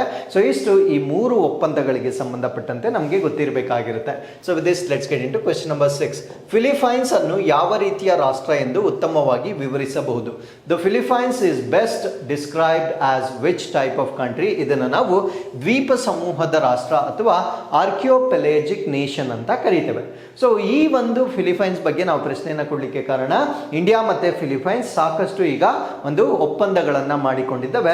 ಆ ಒಪ್ಪಂದಗಳು ಯಾವ್ದ್ಯಾವ್ದು ಅಂತ ನಾವಿಲ್ಲಿ ನೋಡ್ತಾ ಬರೋಣ. ಮೊದಲನೇದು ಡಿಫೆನ್ಸ್, ರಕ್ಷಣಾ ಕ್ಷೇತ್ರದಲ್ಲಿ ಈ ಒಂದು army, navy, air force, BrahMos export ಮತ್ತೆ ಜಾಯಿಂಟ್ ಟ್ರೈನಿಂಗ್ ಅನ್ನ ಮಾಡ್ತಕ್ಕಂಥ ಒಂದು ಒಪ್ಪಂದ. ಎರಡನೇದು ಮ್ಯಾರಿಟೈಮ್ ಸೆಕ್ಯೂರಿಟಿ, ಅಂದ್ರೆ ಕಡಲ ಭದ್ರತೆಗೆ ಸಂಬಂಧಪಟ್ಟಂತೆ joint patrol in south China C. So Dakshina China C it is dominated by China. ಈ ಒಂದು ಭಾಗದಲ್ಲಿ ಇಬ್ರು ಕೂಡ ಜಂಟಿಯಾಗಿ ಒಂದು ಪಾರುಗಾಣಿಕೆ ಅಥವಾ ಗಸ್ತು ಮಾಡ್ತಕ್ಕಂಥ ಒಂದು ನಿರ್ಧಾರವನ್ನ ಕೂಡ ತೆಗೆದುಕೊಳ್ಳಲಾಗಿರುತ್ತೆ. ಸ್ಪೇಸ್ ಸ್ಪೇಸ್ ಅಥವಾ ಬಾಹ್ಯಾಕಾಶಕ್ಕೆ ಸಂಬಂಧಪಟ್ಟಂತೆ ಈ ಸೆಟಲೈಟ್ ಲಾಂಚ್ ಸಪೋರ್ಟ್ ಆಗಿರ್ಬೋದು ಅಥವಾ ಡಿಸಾಸ್ಟರ್ ರಿಲೀಫ್ ಟೆಕ್ನಾಲಜಿ ಆಗಿರ್ಬೋದು, ಇದೆಲ್ಲ ಕೂಡ ನಾವು ಅವರಿಗೆ ಸಪೋರ್ಟ್ ಮಾಡ್ತಕ್ಕಂಥ ಒಂದು ಒಪ್ಪಂದವನ್ನ ಮಾಡಲಾಗಿರುತ್ತೆ. ಇನ್ನು ಡಿಜಿಟಲ್ ಟೆಕ್ನಾಲಜಿಗೆ ಸಂಬಂಧಪಟ್ಟಂತೆ ಈ ಫಿನ್ಟೆಕ್ ಆಗಿರ್ಬೋದು ಅಥವಾ ಈ ಒಂದು ಕ್ಲೌಡ್ ಇನ್ಫ್ರಾಸ್ಟ್ರಕ್ಚರ್ ಆಗಿರ್ಬೋದು ಮತ್ತೆ ಸೈಬರ್ ಸೆಕ್ಯೂರಿಟಿಗೆ ಸಂಬಂಧಪಟ್ಟಂತೆ ಸೊ ಇಬ್ಬರು ಕೂಡ ವಿನಿಮಯ ಮಾಡ್ಕೊಳ್ತಕ್ಕಂಥದ್ದು. ಸೈನ್ಸ್ ಅಂಡ್ ಟೆಕ್ನಾಲಜಿ, ವಿಜ್ಞಾನ ಮತ್ತು ತಂತ್ರಜ್ಞಾನಕ್ಕೆ ಸಂಬಂಧಪಟ್ಟಂತೆ ಈ R&D programme, research and development programmes ಗಳನ್ನ ಮಾಡ್ತಕ್ಕಂಥದ್ದು. ಟೂರಿಸಂ ಅಥವಾ ಪ್ರವಾಸೋದ್ಯಮಕ್ಕೆ ಸಂಬಂಧಪಟ್ಟಂತೆ ಸೊ ಒಂದು ಪ್ರೋಗ್ರಾಮ್ ಫಾರ್ ಟೂರಿಸಂ ಕೋಆಪರೇಷನ್ ಅಂದ್ರೆ ಈ ಒಂದು ಪ್ರವಾಸೋದ್ಯಮ ಸಹಕಾರಕ್ಕಾಗಿ ಅನುಷ್ಠಾನ ಕಾರ್ಯಕ್ರಮವನ್ನು ಎರಡೂ ರಾಷ್ಟ್ರಗಳು ಮಾಡಿಕೊಂಡಿರುತ್ತೆ. ಇನ್ನು ಕಲ್ಚರಲ್ ಎಕ್ಸ್ಚೇಂಜ್ಗೆ ಸಂಬಂಧಪಟ್ಟಂತೆ ಲೀಗಲ್ ಕೋಆಪರೇಷನ್ಗೆ ಸಂಬಂಧಪಟ್ಟಂತೆ ಟ್ರೇಡ್ ಅಂಡ್ ಎಕಾನಮಿ, ವ್ಯಾಪಾರ ಮತ್ತು ಆರ್ಥಿಕತೆಗೆ ಸಂಬಂಧಪಟ್ಟಂತೆ ಸೊ ಎರಡೂ ರಾಷ್ಟ್ರಗಳ ನಡುವೆ ಸಾಕಷ್ಟು ಒಪ್ಪಂದಗಳನ್ನು ಮಾಡಿಕೊಳ್ಳಲಾಗಿರುತ್ತೆ. ಸೊ ಈಗ ಫಿಲಿಪೈನ್ಸ್ ಬಗ್ಗೆ ನಾವು ಡಿಸ್ಕಸ್ ಮಾಡೋದಾದ್ರೆ ಇದೊಂದು ಆರ್ಕಿಯೋಪೆಲಜಿಕ್ ನೇಷನ್ ಆಗಿರುತ್ತೆ. ಅಂದ್ರೆ ಇದು ದ್ವೀಪಗಳಿಂದ ಕೂಡಿರ್ತಕ್ಕಂಥ ರಾಷ್ಟ್ರವಾಗಿರುತ್ತೆ. ಸೌತ್ ಈಸ್ಟ್ ಏಷ್ಯಾದಲ್ಲಿ ಬರ್ತಕ್ಕಂಥ ಒಂದು ರಾಷ್ಟ್ರವಾಗಿರುತ್ತೆ.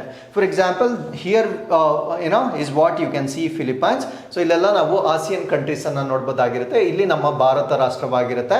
ಸೊ ಇಲ್ಲಿ ಪೆಸಿಫಿಕ್ ಓಷನ್ ಭಾಗದಲ್ಲಿ ನಾವು ಫಿಲಿಪೈನ್ಸ್ ಅನ್ನ ನೋಡ್ಬೋದಾಗಿರುತ್ತೆ. So Philippines is in between South China sea ಮತ್ತೆ ಪೆಸಿಫಿಕ್ ಓಷನ್ ಮಧ್ಯದಲ್ಲಿರುತ್ತೆ.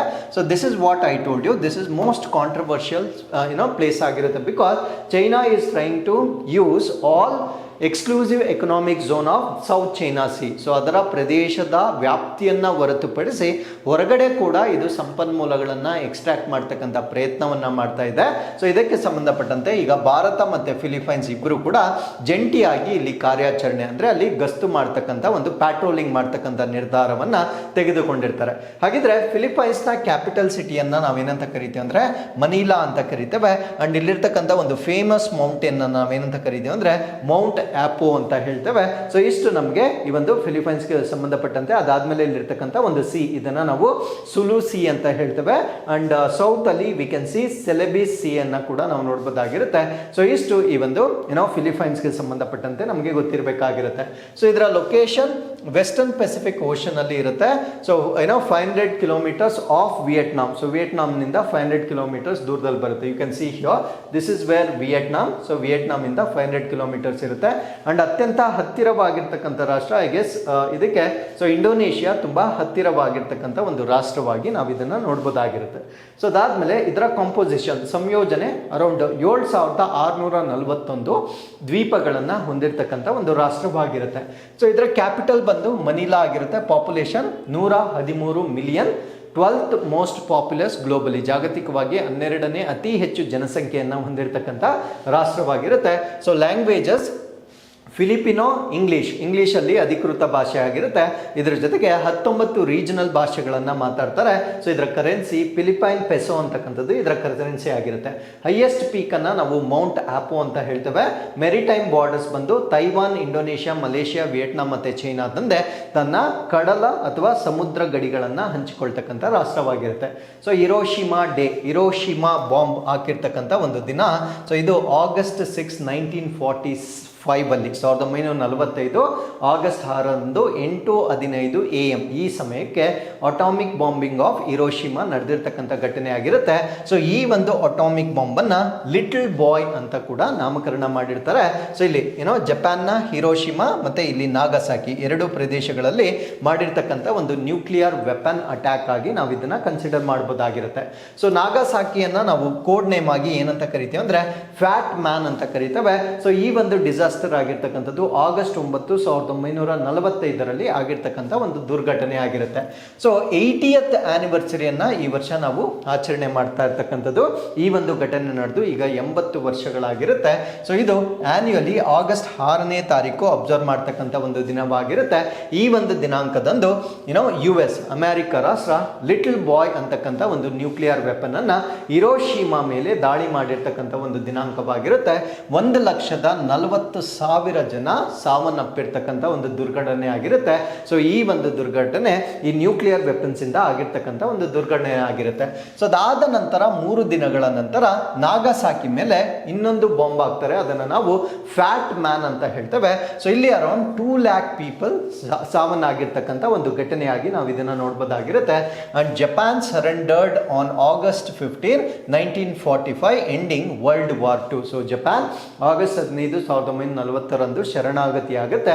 ಸೊ ಇದರಿಂದ 2ನೇ ಮಹಾಯುದ್ಧ ಕೊನೆಗೊಂಡಿರ್ತಕ್ಕಂಥ ಒಂದು ದಿನವಾಗಿರುತ್ತೆ. ಸೊ ಇದರ ಇಂಪ್ಯಾಕ್ಟ್ ಅಥವಾ ಪರಿಣಾಮಗಳೇನು ಅಂತ ನಾವು ನೋಡೋದಾದ್ರೆ, first and only use of nuclear weapons in the war. So ಯುದ್ಧದಲ್ಲಿ ಪ್ರಪ್ರಥಮ ಬಾರಿಗೆ ಮತ್ತು ಕೊನೆಯ ಬಾರಿಗೆ ಈ ಒಂದು ಪರಮಾಣು ಶಸ್ತ್ರಾಸ್ತ್ರಗಳನ್ನು ಬಳಕೆ ಮಾಡಿರ್ತಕ್ಕಂಥ ಒಂದು ವಾರ್ ಆಗಿರುತ್ತೆ.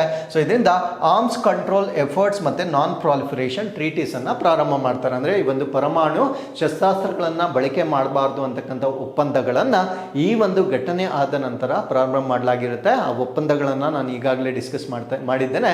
ಬಟ್ ಒಂದು ಒಪ್ಪಂದದಿಂದ, ವೆರಿ ಇಂಪಾರ್ಟೆಂಟ್ ಅಗ್ರಿಮೆಂಟ್ ಇಂದ ಈಗ 2 big nations ಹೊರಗಡೆ ಬಂದಿರತಕ್ಕಂಥದ್ದು. Once again we are going back to square one. So ಆ ಒಂದು ಸ್ಥಿತಿಗೆ ಮತ್ತೆ ತಲುಪತಕ್ಕಂಥ ಒಂದು ಸಾಧ್ಯತೆ ಇರುತ್ತೆ. So with this we are come to infest challenge number 931. ಸೊ ಮೊದಲನೇ ಪ್ರಶ್ನೆ ಇಸ್ರೋದ LVM-3 Mark 3ಗೆ ಸಂಬಂಧಪಟ್ಟಂತೆ ಒಂದು ಪ್ರಶ್ನೆ ಆಗಿರುತ್ತೆ. ಸೊ ಎರಡನೇ ಪ್ರಶ್ನೆ ಕಬ್ಬಿಣದಿಂದ ಜೈವಿಕ ಸಾರವರ್ಧನೆ, ಸೊ ಬಲಪಡಿಸುವಿಕೆ ಅಥವಾ ಸಾರವರ್ಧನೆಗೆ ಸಂಬಂಧಪಟ್ಟಂತೆ ಇನ್ನೊಂದು ಪ್ರಶ್ನೆ ಆಗಿರುತ್ತೆ. ಈ 2 ಪ್ರಶ್ನೆಗಳಿಗೆ ಉತ್ತರಗಳನ್ನು ನೀವು ಕಮೆಂಟ್ಸಲ್ಲಿ ತಿಳಿಸ್ಬೋದಾಗಿರುತ್ತೆ. ಸೊ ಇಲ್ಲಿಗೆ ಇವತ್ತಿನ ಎಲ್ಲ ಅಪ್ಡೇಟ್ಸ್ಗಳು ಕಂಪ್ಲೀಟ್ ಆಗಿರುತ್ತೆ. So once again I will meet you tomorrow with tomorrow's updates. Till then keep reading, take care of yourselves and thank you very much for watching this.